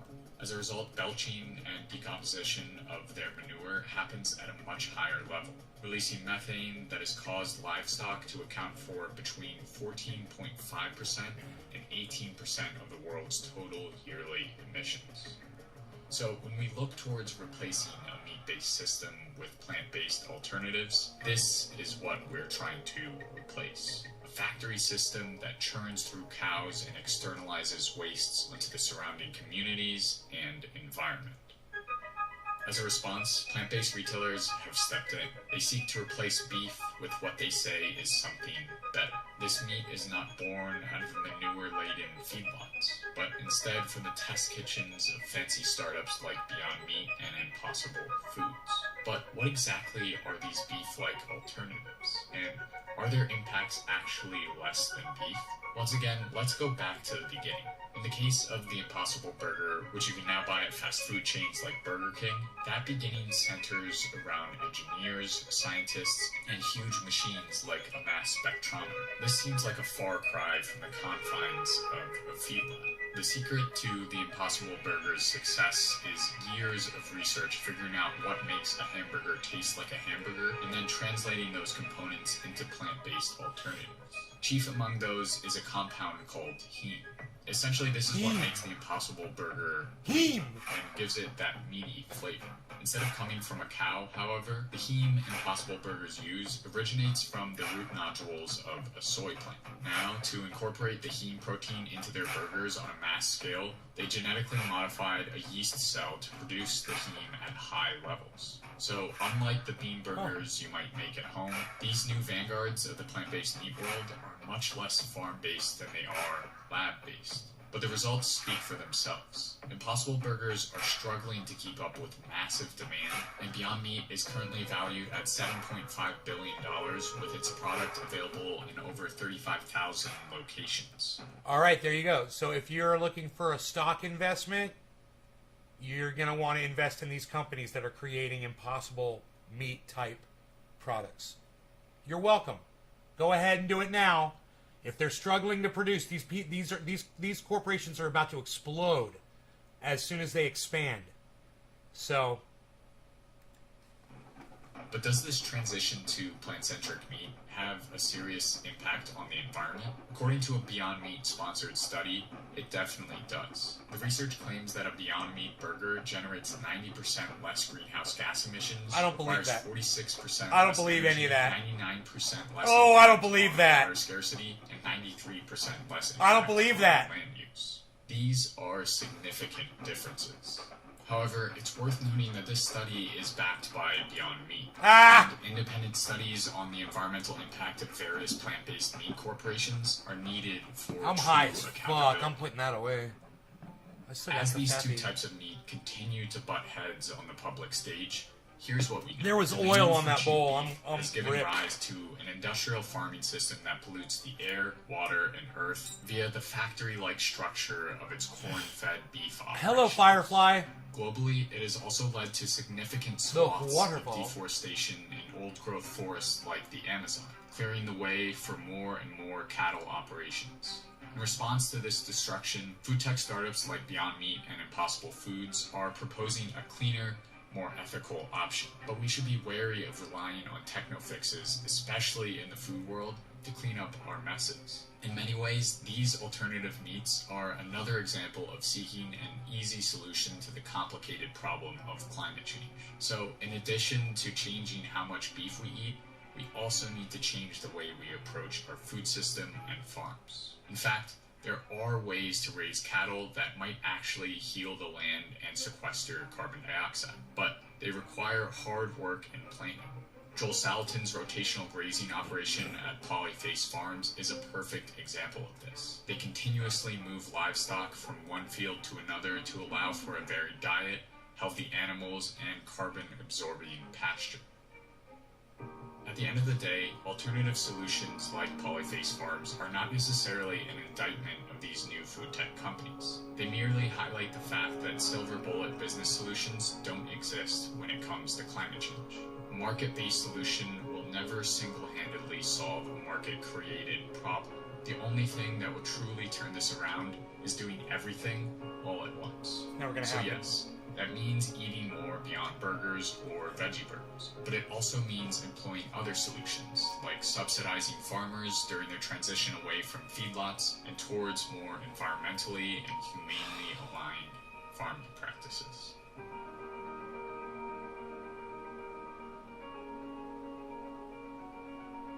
If you're exhausted of hearing my voice and are looking for some really great Yeah, I'm nature-related exhausted. documentaries- I'm exhausted hearing your voice because your fucking microphone sucks dick, dude. You know, if you're gonna make something for Curiosity Stream, spend $200 on a mic, you fucking cheap ass bitch. Jesus fucking Christ, I can't believe I had to fucking deal with that shit audio from Curiosity Stream. Are you kidding me? I thought that was some motherfucker in his mom's basement. Jesus fucking Christ. What a douchebag. You guys should see my audio, what the fucking equalizer looks like right now. Look what I had to do to the fucking audio wave to make that sound even listenable. So I could turn up the volume so you could fucking hear it. Look at that fucking shit wave. Jesus fucking Christ. Anywho. The Gray Zone. I love these guys. Let's see what they're talking about.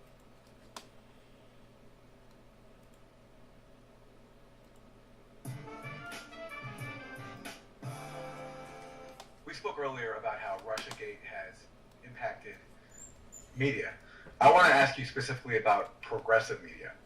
One of my biggest frustrations about Russiagate was how it enlisted so many leftist outlets in promoting the national security state narratives that they are supposed to be challenging, and in some cases once did, I think, very bravely.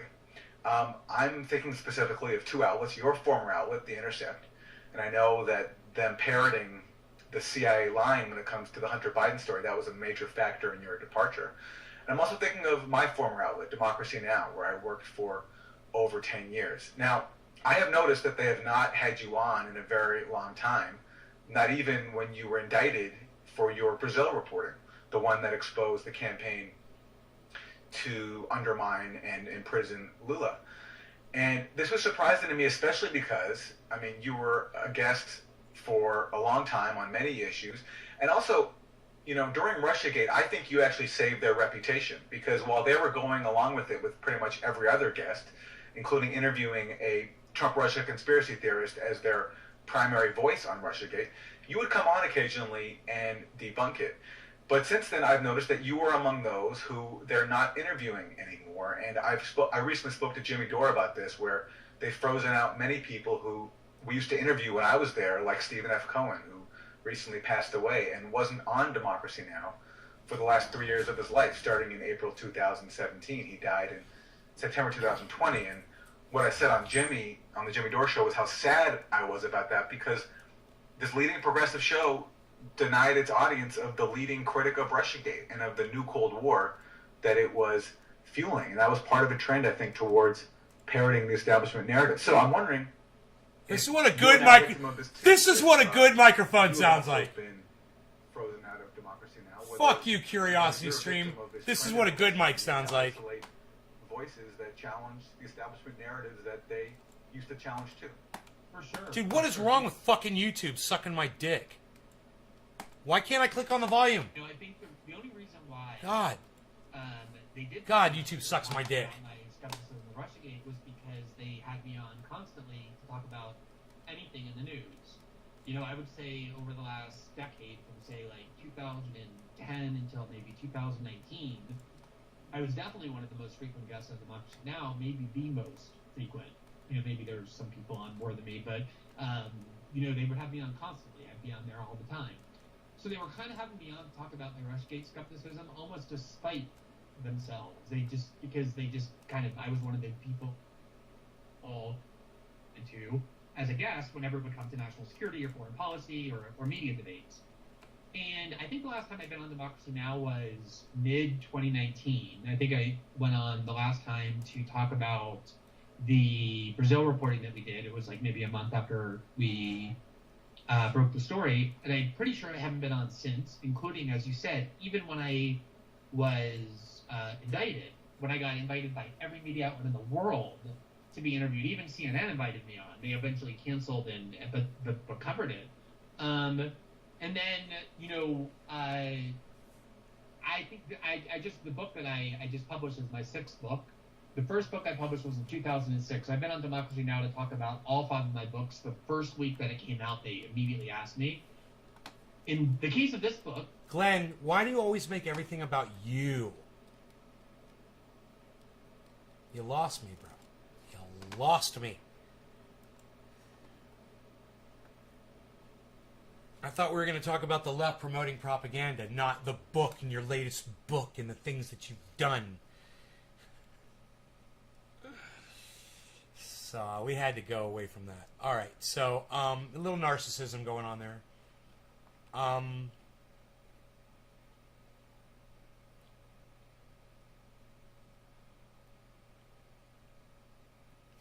Man, if you're vaccinated, wear a mask. Don't get cocky. There, you've been warned.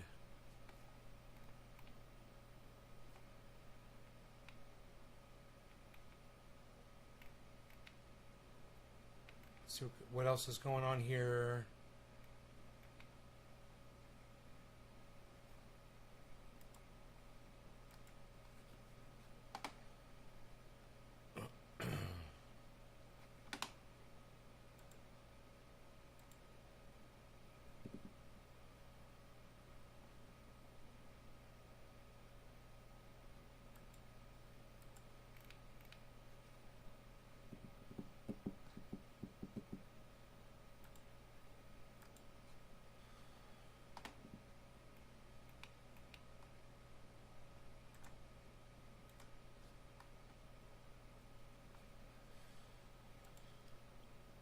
Oh, I use that don't recommend channel thing on YouTube a lot.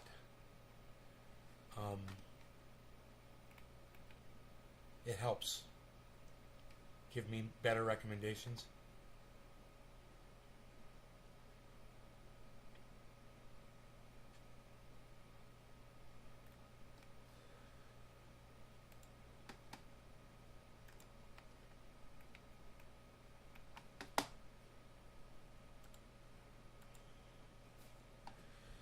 Got cluttered with a bunch of shit I was not interested in.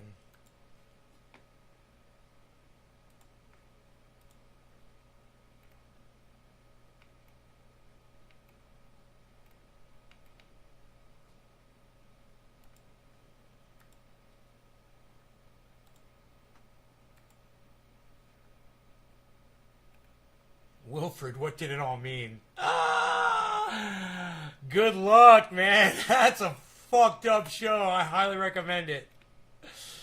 Oh, that's a fucking fucked up show.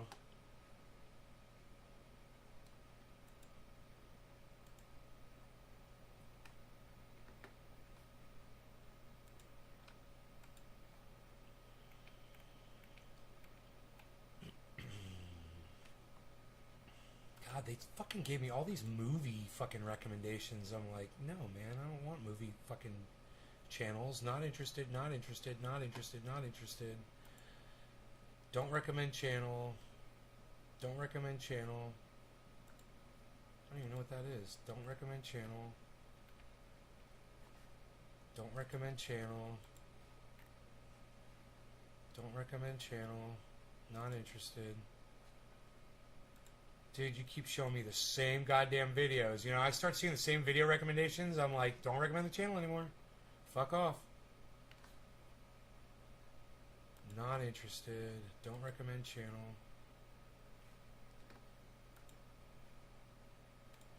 They keep trying to shove the same shit down your throat. You know what I mean? On both computers? Right on CMT, son. Right on, buddy.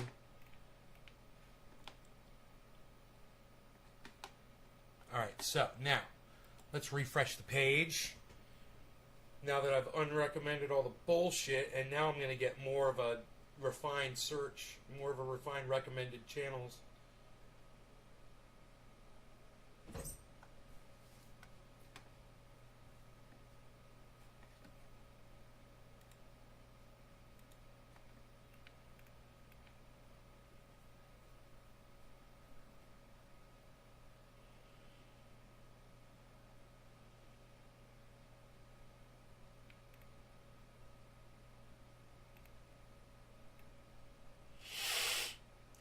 I don't want COVID-19 news anymore. Fuck that shit. Get that off my goddamn recommendations. When I want the news, I'll go fucking read the goddamn news.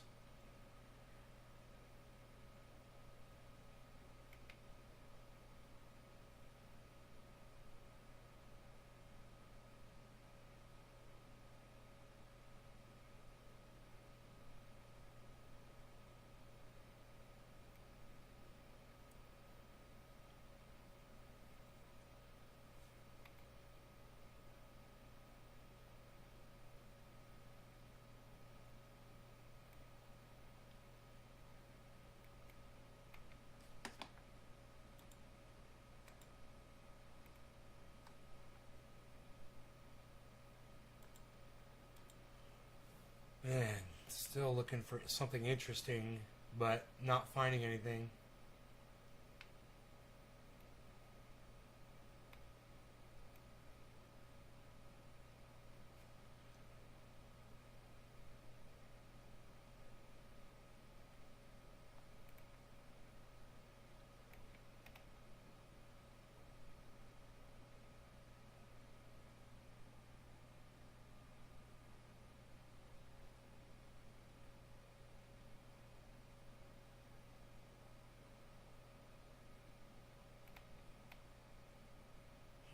Or we've got the best water filtration devices on the planet at prisonplanet.com. You're going to want to check that out. We've got the finest protein bars, protein shakes. You're going to love our Super Male Vitality. I can only snort half a line of Super Male Vitality in the morning. It is so ultra potent. COVID surges among the vaccinated in Israel. Jimmy Dore just uploaded that. Okay.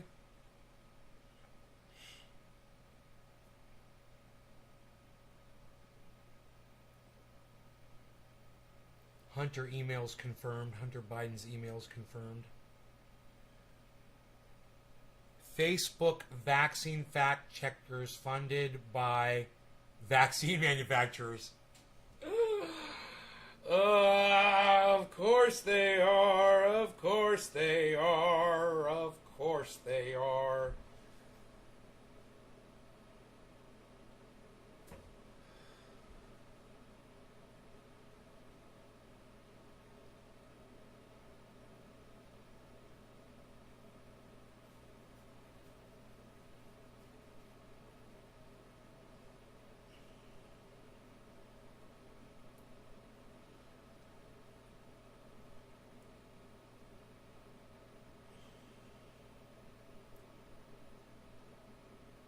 Of course they are. Of course they are. I love you guys. I don't want to leave you, but I'm going to. There's so many of you here too.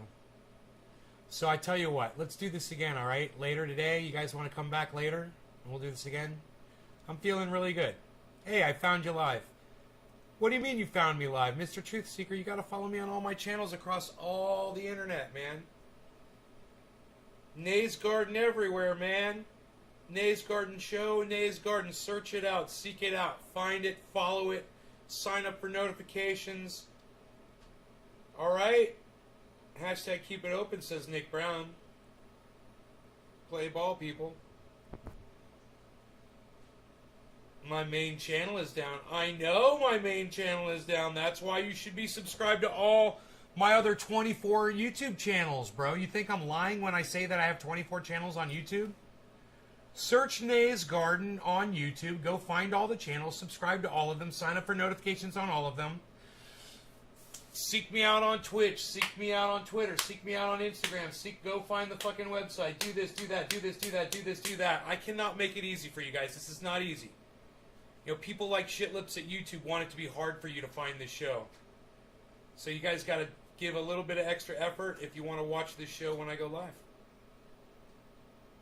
You either want to see it or you don't. You're either willing to go out of your way for it or not, you know. If I'm not broadcasting on my big channel, it's obvious that I'm broadcasting on my other channels, that I'm always telling you about, that are reachable from my main channel on YouTube. Just go to the main channel. Go to the recommended channels there. Click on those recommended channels. When you go there, subscribe to those. Then go to all those recommendations from all those channels. You'll find all of my channels that way. And make sure you subscribe and sign up for notifications across all 24 of my YouTube channels. Find all of them. One of them is called Nays Laboratory. You know, some of them have different names. One of them is Trendy Nay Live. One of them is called, you know, different things and different stuffs. You'll find them if you really want to find them. Seek it out. You missed a great couple hours. We had a great show today. So you guys take care. I will see you this afternoon.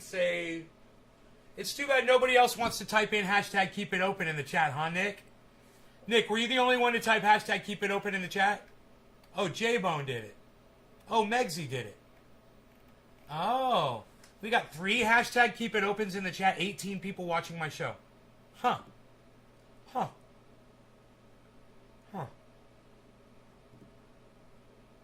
Only 3. Only 3 people want to play ball.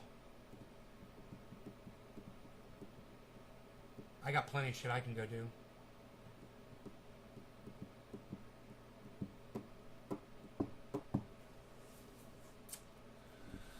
Plenty of shit that I can go do.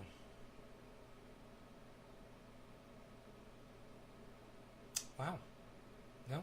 Oh, Doc Holland is saying hashtag keep it open. There's one more. That's 4 people now. Josh G. We got J-Bone, Josh G. Doc Holland. That's, what is that, 6 keep it opens? Out of 18? Only a third of you are willing to type in hashtag keep it open in the chat, really. Just a third of you? I don't like that ratio. Hashtag keep it open. I think I should have at least half of you, right? 9? Can I get 9 keep it opens in the chat? As I pound my fist into my hand.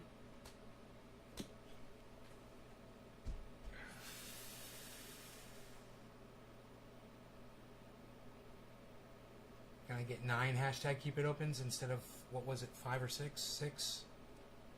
Mr. Truth Seeker typed hashtag keep it open. Okay, that's 7. Can I get 2 more? 1 per person. People. 1 per person, people. Doc Collins says hashtag play ball, people. Come on. Oh, Elizabeth's thought enough to type in hashtag keep it open. Oh, Elizabeth, would you like the show to continue? Well, maybe I'll go make myself a second splash of Kefefi. What do you guys say about that? All right. This show runs on coffee.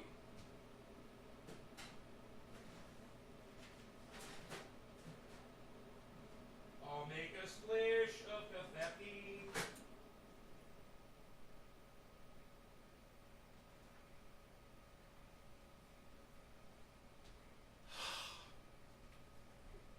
All right, I'm mixing a splish. I'm mixing a splish. I'm mixing a splish. I'm taking my hair down. Usually that means the show's over. Because it means I'm going into the grow. I'm going to go work around the house. I'm going to go eat. The hair comes down. It's showtime. We're going to do show. We're showing. I don't care. I don't care. I don't care. I don't care. I don't care. I don't care. I don't care. I said it with 2 fingers. That's how little I care. Psst. Psst.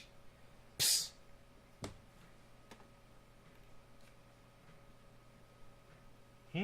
Facts on the ground. I wonder what that is. Why am I following that? Is anybody else live? Nays Garden, Nays Garden, Nays Garden, Nays Garden, Nays Garden. I'm showing 5 fucking notifications of live channels. What do you guys think about that? Whoa, Arn Raw's live right now. What?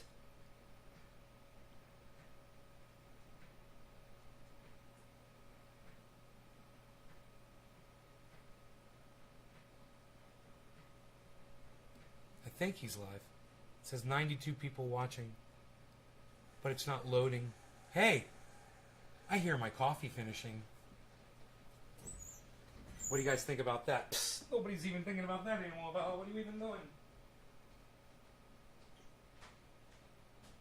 What are you doing? Nobody's even doing what? Were you gonna eat breakfast? Nobody's eating breakfast anymore. They're gonna keep doing a show. Unreal, pal.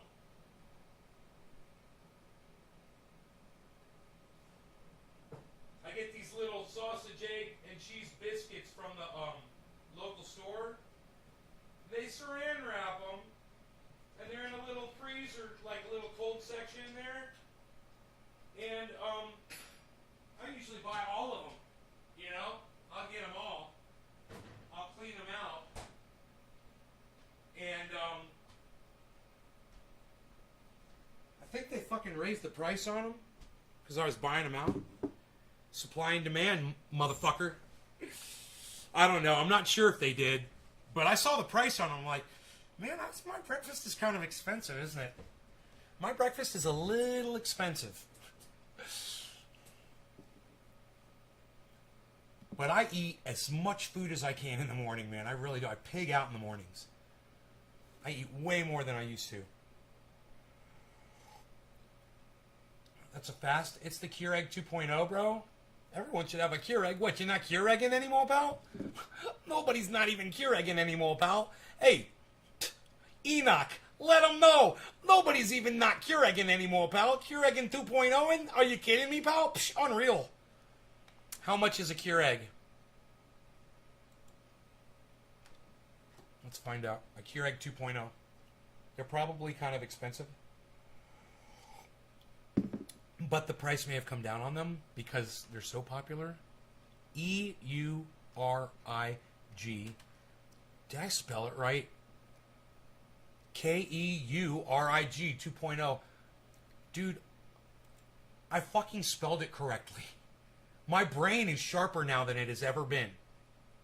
I can't believe I... Alright, $99, $150. Dude, here's one for $99.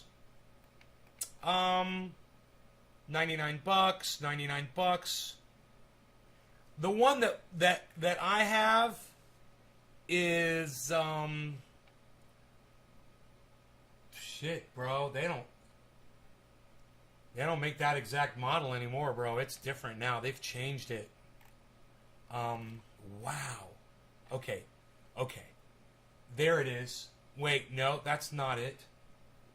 Similar, but not it. Wow, dude. That's similar, but not it.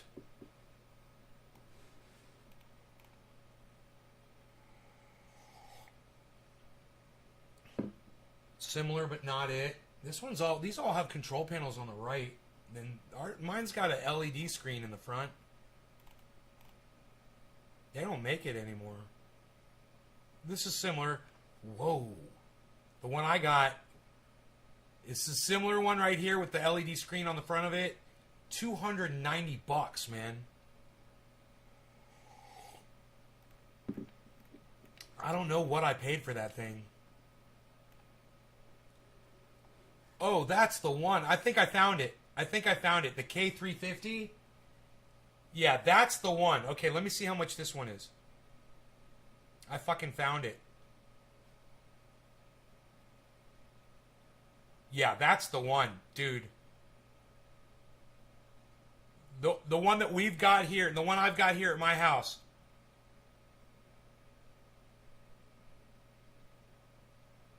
What? Okay.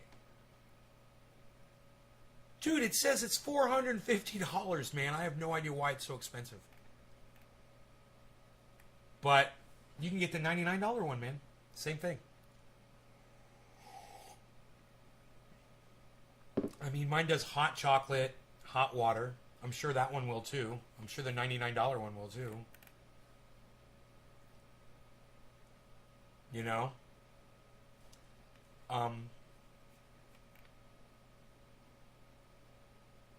The K350. I have to go look at my model and see if it says K350 on it. They're free at your hotel. You see people walk out of the hotel with a Keurig? Holy shit, bro. That's a lot of fucking... That's expensive, man. It costs your fucking company a lot of money. Holy shit.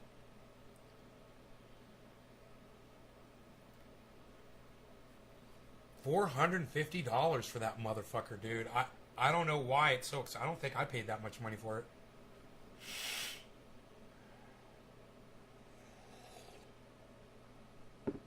Well, I'm just looking on Amazon. If you can find them cheaper, you know... Amazon, Keurig K Classic Coffee Maker, K Cup Pod, single serve, programmable, 6 to 10 ounce. Oh, it's 6 to 10 ounce. Mine goes 12. 10 ounce, $100. You'll get a 10 ounce. 12 ounce.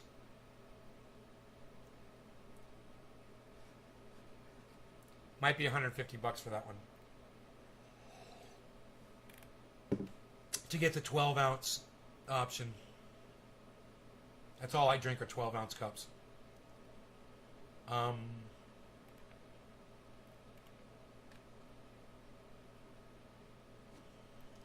Oh, 6, 8, 10, or 12 ounce. Here, yeah, the one that's $150.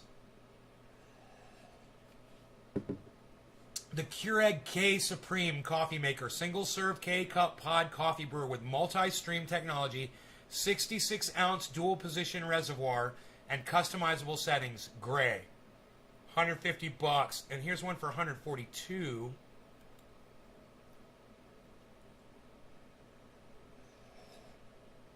You get $8 off if you get it in black.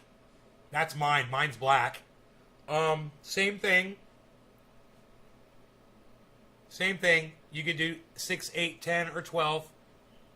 You could do stronger cup or brew hot over ice for refreshing iced coffee, it says.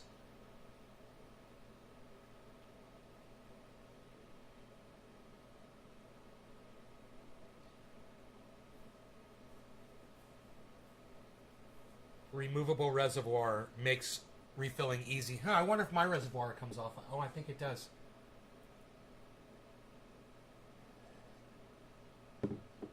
Yeah, so you can clean it. Yeah, so you can clean it. Of course.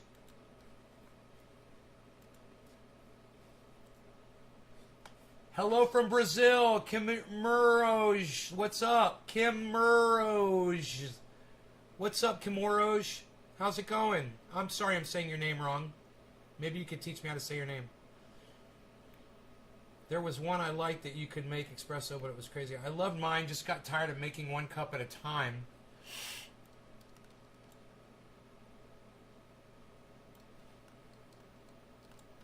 Downgraded to an all-in-one half-gallon, baby.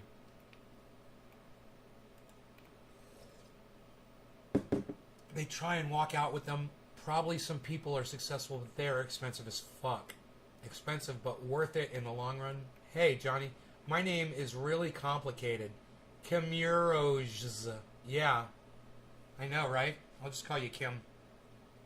Kimu. Can I call you Kimu?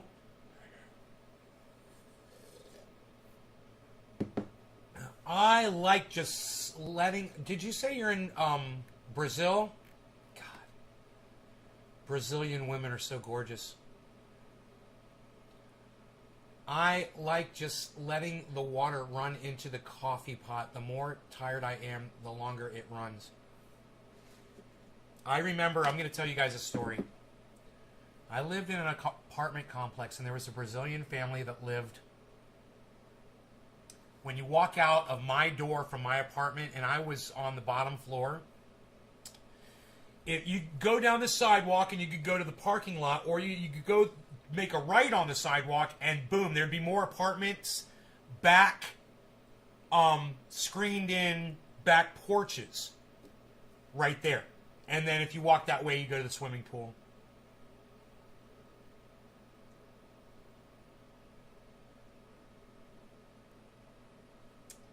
And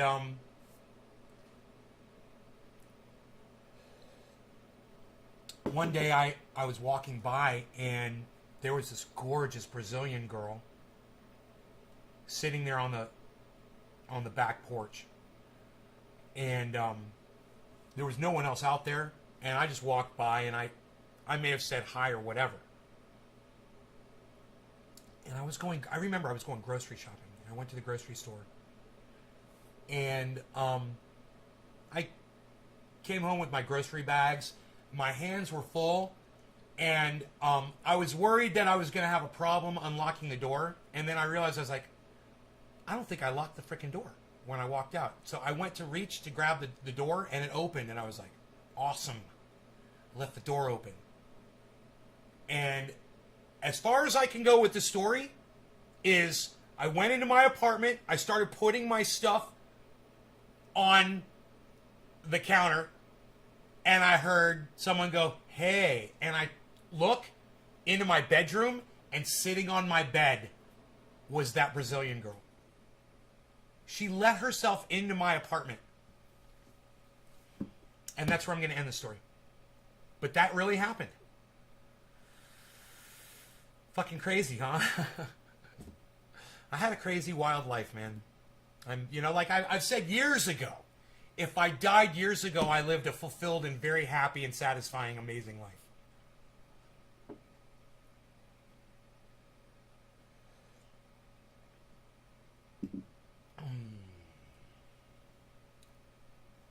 Yeah, that was a crazy story, right? I don't think I've ever told anybody that story before.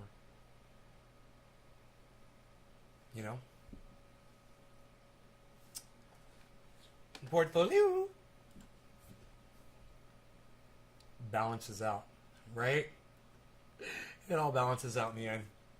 We had our fun when we were kids, and it's like Joe Rogan says, live your life amazingly when you're in your 20s. Get it all out of your system, man, and just do it. And enjoy the memories that you had. And don't try to match them or live up to them. Just be happy that you had your time, and it was amazing when it lasted. That way you won't be so sad. When you some people literally, they get so depressed about their past being so amazing that they fucking commit suicide. They kill themselves, man. Anthony Bourdain is a perfect example. He went so long. Robin Williams, these guys went so long through a lifetime almost, without having a problem that we were aware of. And then, boom, they just gave up. And I'm glad of the happy times that I've had. I've had some massive happy times in my life. And you've always got your memories, man. You know? Yeah, I'll bet you being a chef. Oh my God, Doc, I can only imagine. He's such a beautiful, wonderful man. You know, you can't even wrap your brain around it, bro. Anthony Bourdain, you can't even wrap your brain around it. And some things in life are like that. You just can't figure it out, you know, no matter how hard you try. And it might not have been mental illness. It might not have been serious depression. You know, that even makes it harder. But I will tell you this, as we get older, we get weaker. We do get weaker, man, as we get older, and we become more of a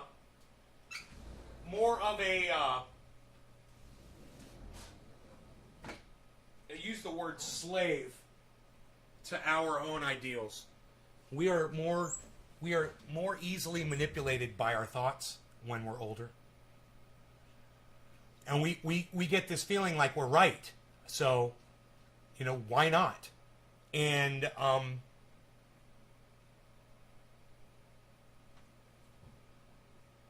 when there's not that balance in your life, a mirror, someone to say, hey, no, that's not the way it is. It's this way. Reconsider it.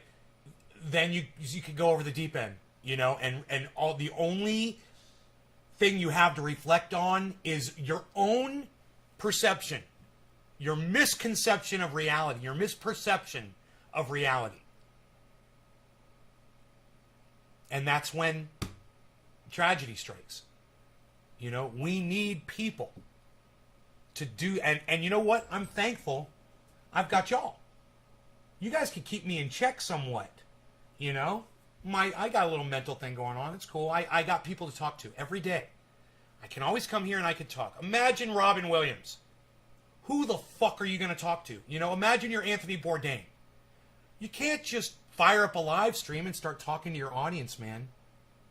You know? I mean, AOC does it, but she's exquisitely narcissistic to be able to do that. And, you know, give her a little bit of credit to be able to have conversations with an audience like she does.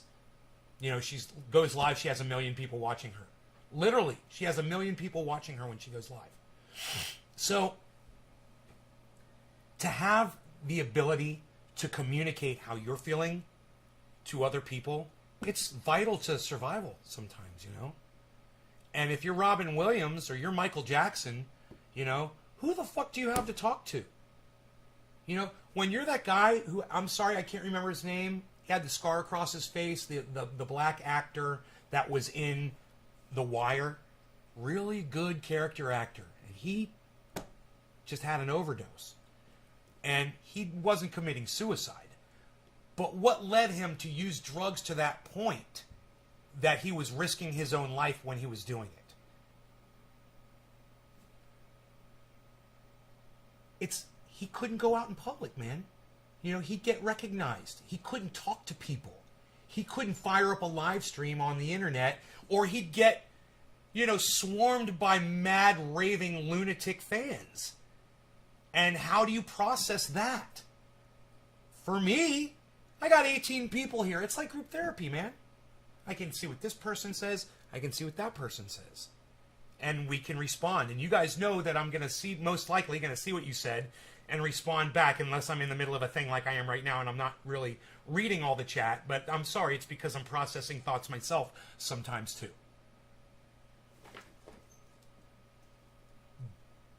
But we're here and we're available to each other.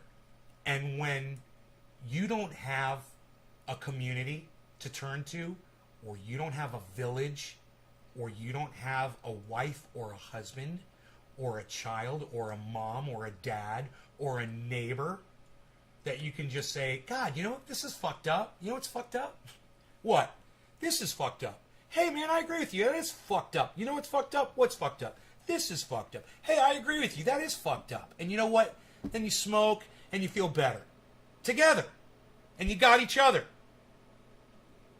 But people are pivotal. That's why we have solitary confinement. That is a horrible punishment, and we know it is. And when you isolate somebody or you isolate yourselves, you're punishing yourself. And I use you guys as like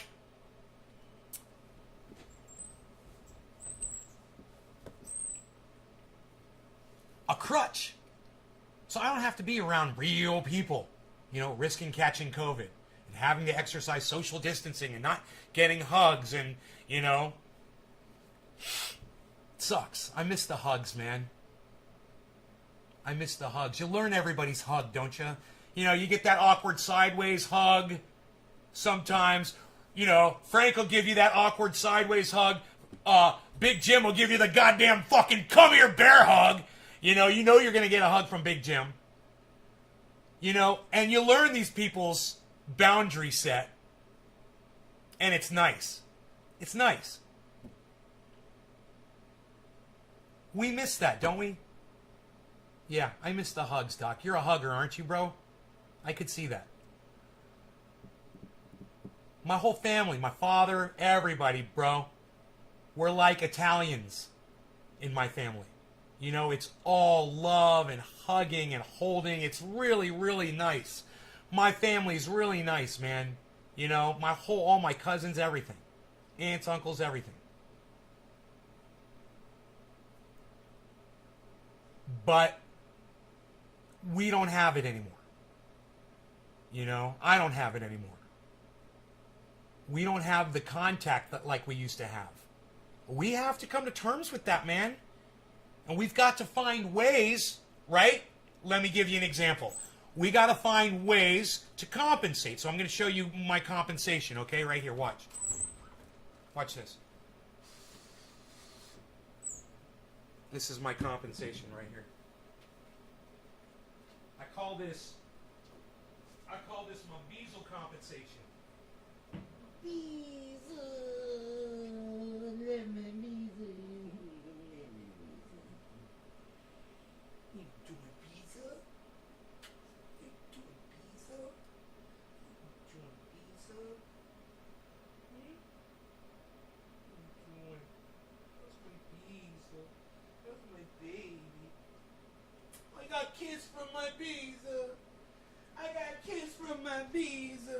And I tell you, even my cat, who's very comfortable here on the floor right now, I won't disturb.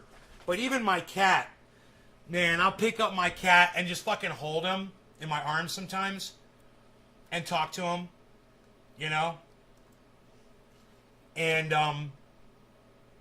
yeah, I don't like to do that too often because now the dog's gonna fuck with the cat. Because,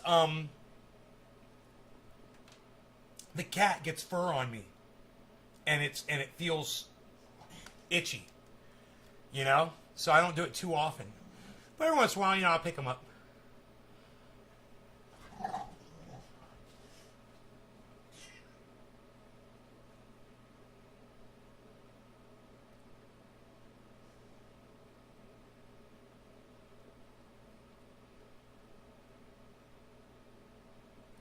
I like to watch them fight.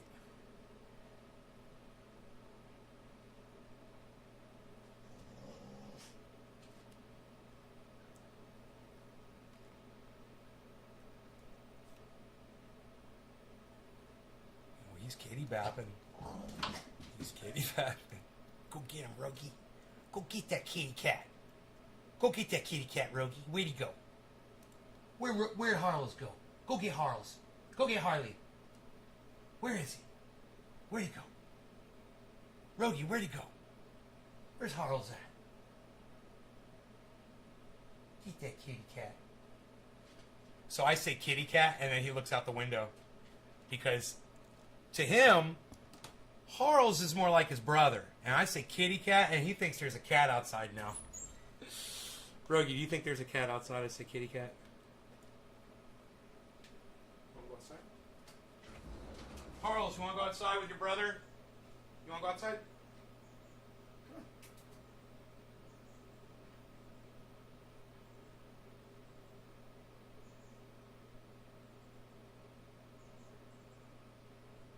Come on.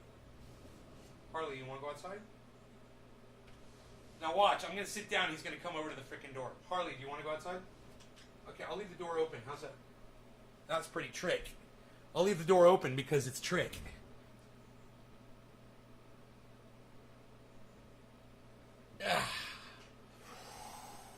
I've been watching you for a while now, says Margie Guttrell. Well, right on, Margie.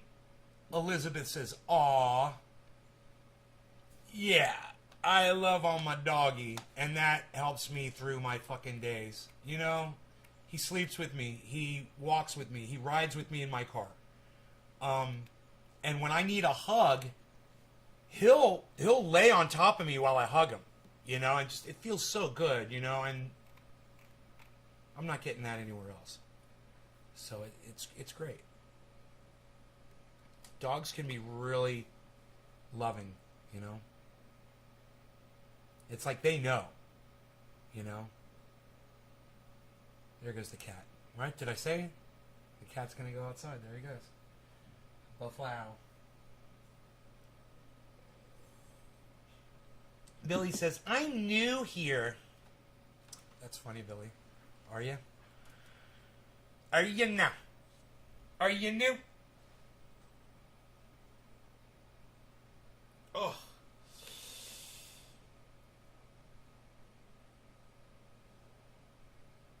Oh, God. So Bitcoin made this this jump. Jumped up like 5% in value or something at some point.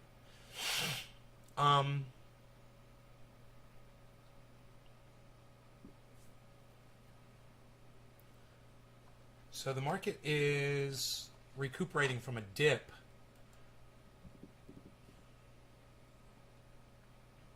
That it had like a day ago, 2 days ago, something like that, 3 days, 4 days ago. It had a drop. But, man, it's making a really nice recovery, man. It seems like it's doing well. We'll see where it heads.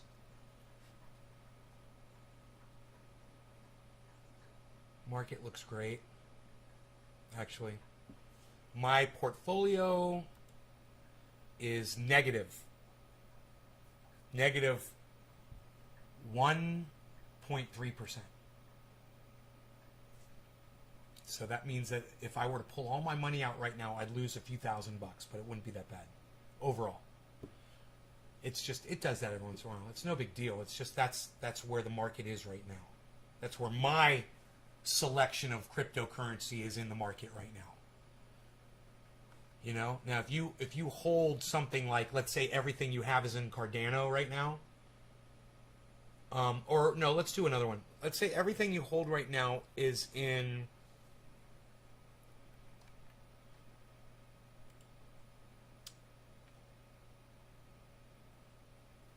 both Uniswap and SushiSwap are picking up. That is great. Let's say everything you hold right now is in Cellar Network, CELR, right? It's up 10% today. My overall holdings on it are up 267%. That means I've 2x'd on it, 2.5x'd on it, 2.5x'd on it, right?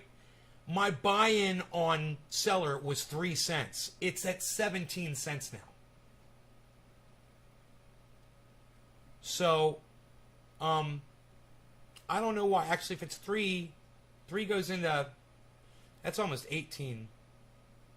So that's like 6x'd almost. I don't know why it says, why 6x would be 267%. I'm a little confused about that when my average buy-in is 3 cents. But if you held nothing but Cellar right now, right, and you bought when I bought Cellar at 3 cents, and let's say you put $100,000 into it, you'd have made like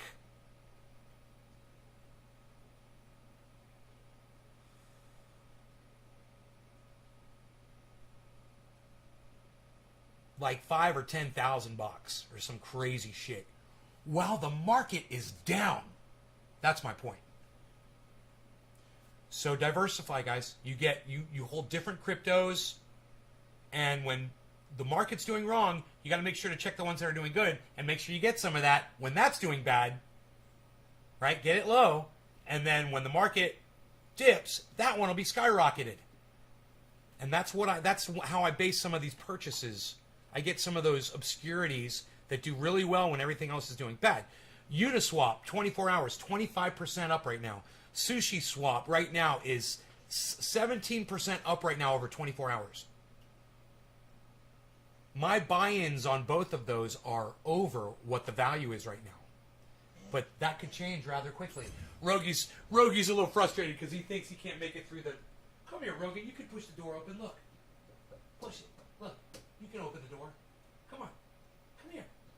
Come on. Come. Rogi, come. Come on. I'm trying to teach him how to open the door. Good boy. Ah, good boy. There you go. Good boy. I'll give you a cookie for that. I'll give you a cookie for that.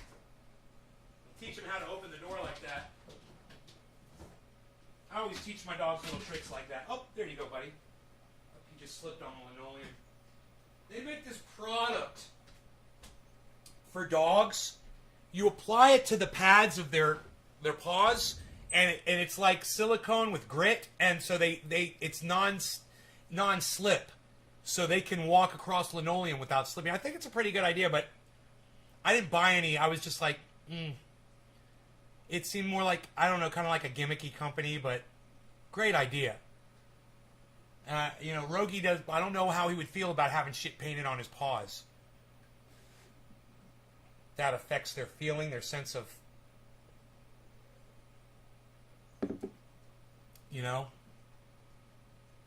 So I was thinking just lay more carpet down in here. How is my garden doing? Let's check.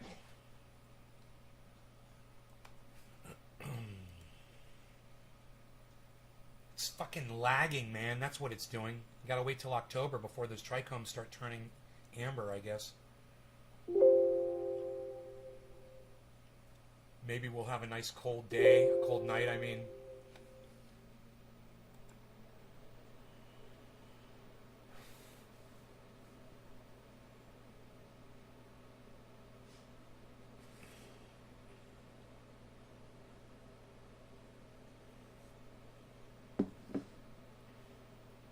He just stood there. I used those on my last dog. He just stood there with one back and one front leg up in the air. Oh, you tried it? Yeah, I didn't know if that would bother Rogi, man.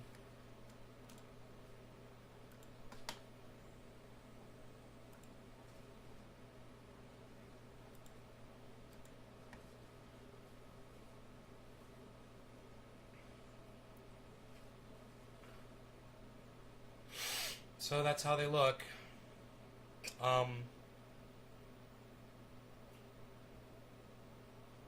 Pretty amazing, actually. I wish I knew what the strains were, guys. I would tell you what they were. Maybe when they get more mature, they'll have more of a smell that is identifiable. But right now, I mean, they all really do kind of smell the same. They all do kind of smell the same, but Big Jim and Frank said no, they smelled totally different. To me, they kind of smelled the same. So I'm going to go out and try again to smell them and try to identify what the smells are like. And, check the trichomes again. I mean, I just did this, yesterday? Didn't I just check the trichomes yesterday? It's like, I don't want to check the trichomes every fucking day. But I wouldn't mind getting up on the ladder and check the trichomes up high, instead of down low, and just see if there's any difference up there. But that sativa, that thing in the front there, man, that thing's just going to take a long time. Sativas fucking take forever, man. They're slow to grow.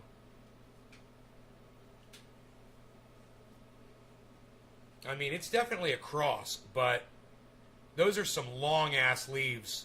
That's a sativa trait. And the thickness of the leaves is an indica trait.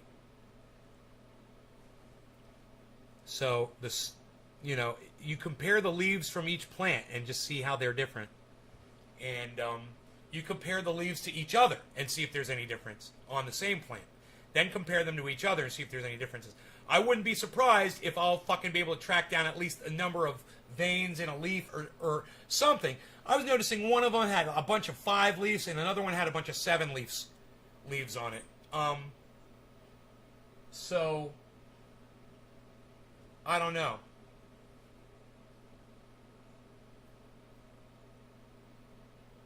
Have tried the strain app where you take a picture of them? Holy shit, they've got that? Of the live plant? What? I'm going to my Play Store right now.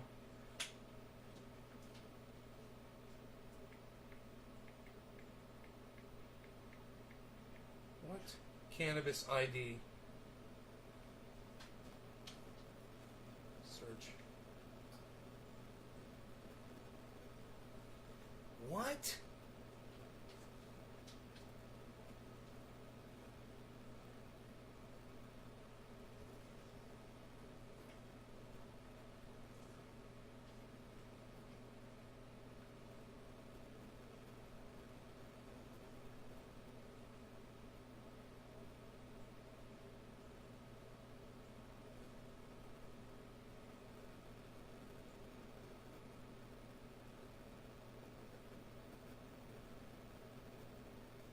So nothing's... I can't get anything to come up with the word cannabis ID. You'd have to give me the name of the app, I guess. Oh, wait, here we go. Whoa! Whoa! Holy shit! A whole bunch of apps popped up, guys.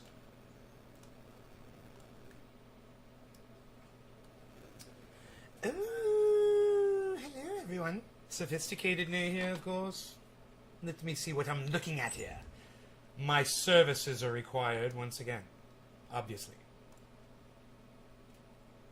Kush scan. Recognize weed. Leaf fly. Find cannabis and CBD. Weed maps. Weed Pro. High-grade THC testing in cannabis. Grow with Jane. Cannabis plant. Weed app. Cannabis search. All sorts of sources and sorts of apps here. Let's see here. Kush scan. Recognize weed. Cannabis pot THC online. 3.8. Ooh, 3.8 stars here. Doesn't work at all. I tried scanning at least 10 strains and it didn't pick up a single one, not even a secondary. You can't watch the video for the app. I took a picture of the same bud 3 times and it told me 3 different things. It doesn't work. Love such AI app for daily usage as Kush Scan. The app helps naming unknown weeds via direct shot, although loading something. Existing image takes forever. Good idea anyway. Yes, it's a great idea. Too bad it doesn't work. It's fooled a lot of people about this app.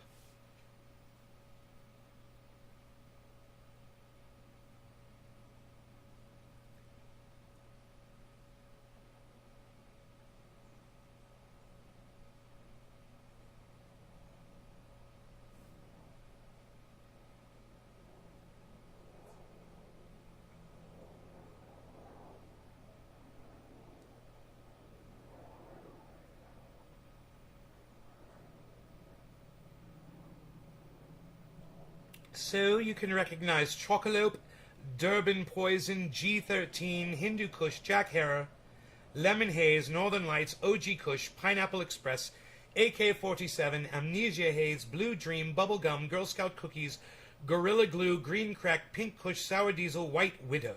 But that is all it will recognize.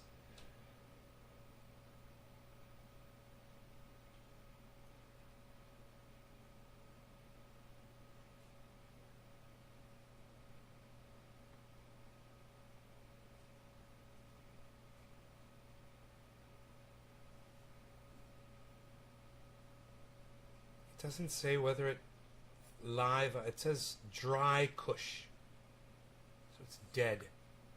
Does not identify the live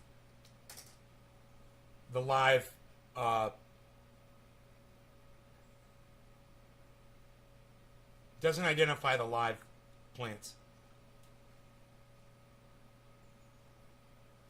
That was it. It's a gimmick. It even says it says right in the explanation that it's just a gimmick app. It doesn't really identify them. They put 20 different flat buds. They took pictures of it, trained a computer to recognize those 20 strains. That is no way helpful for anybody. You know.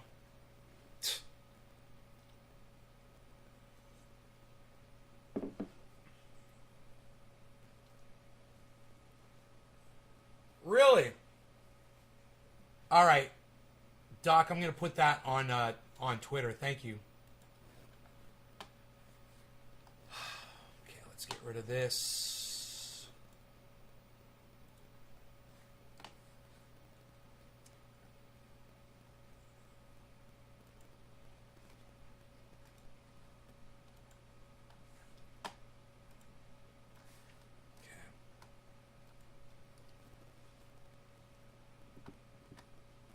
Twitter.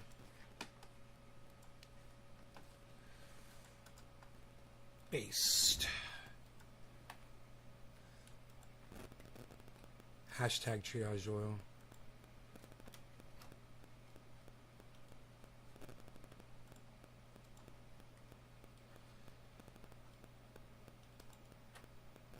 All right. I tweeted it.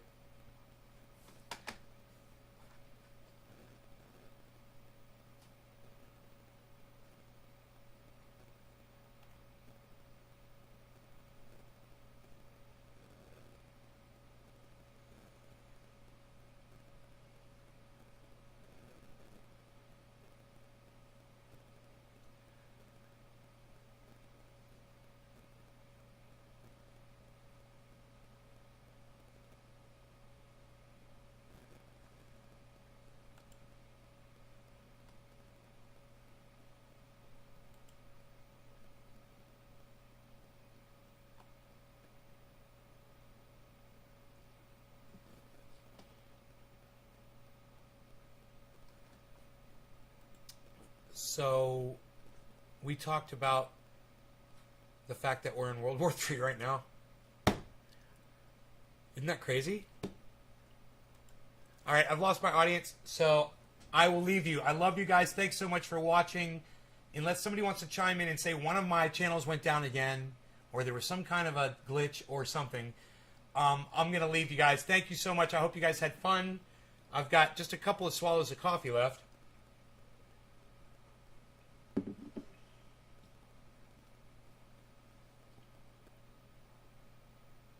Right on, Jay. Things from people. You haven't tried any of them yet.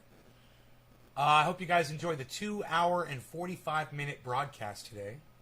I hope you guys appreciate these lengthy shows, that I'm giving you enough content during them that to keep you entertained. Okay? Thank you guys. Your attendance at these shows speaks volumes. I appreciate you guys being here. Even if it is just 14 of you. To end the show. I had so much fun. Love the show. Well, we already talked about the fact that we're in World War III, right? So if you missed that, you guys have to go see the show on Showtime. It's called 0 Days.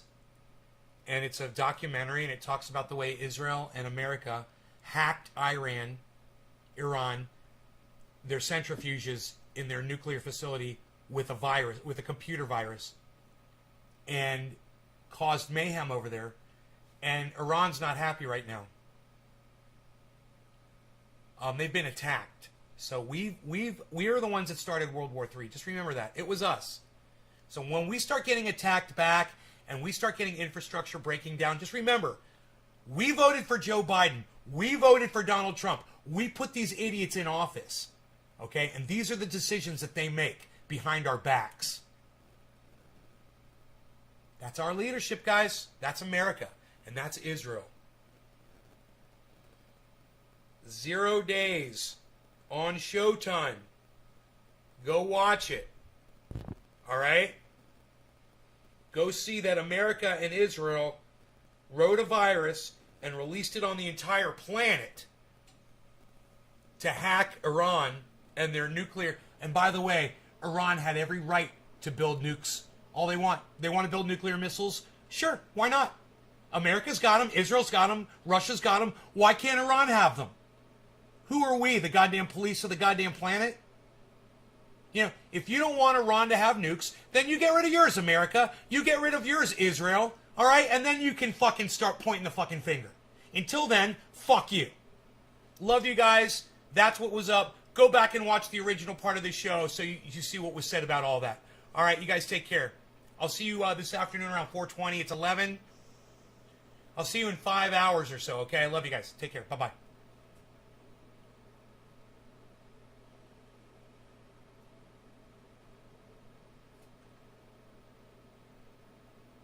Thank you, Nick. Thank you, Doc.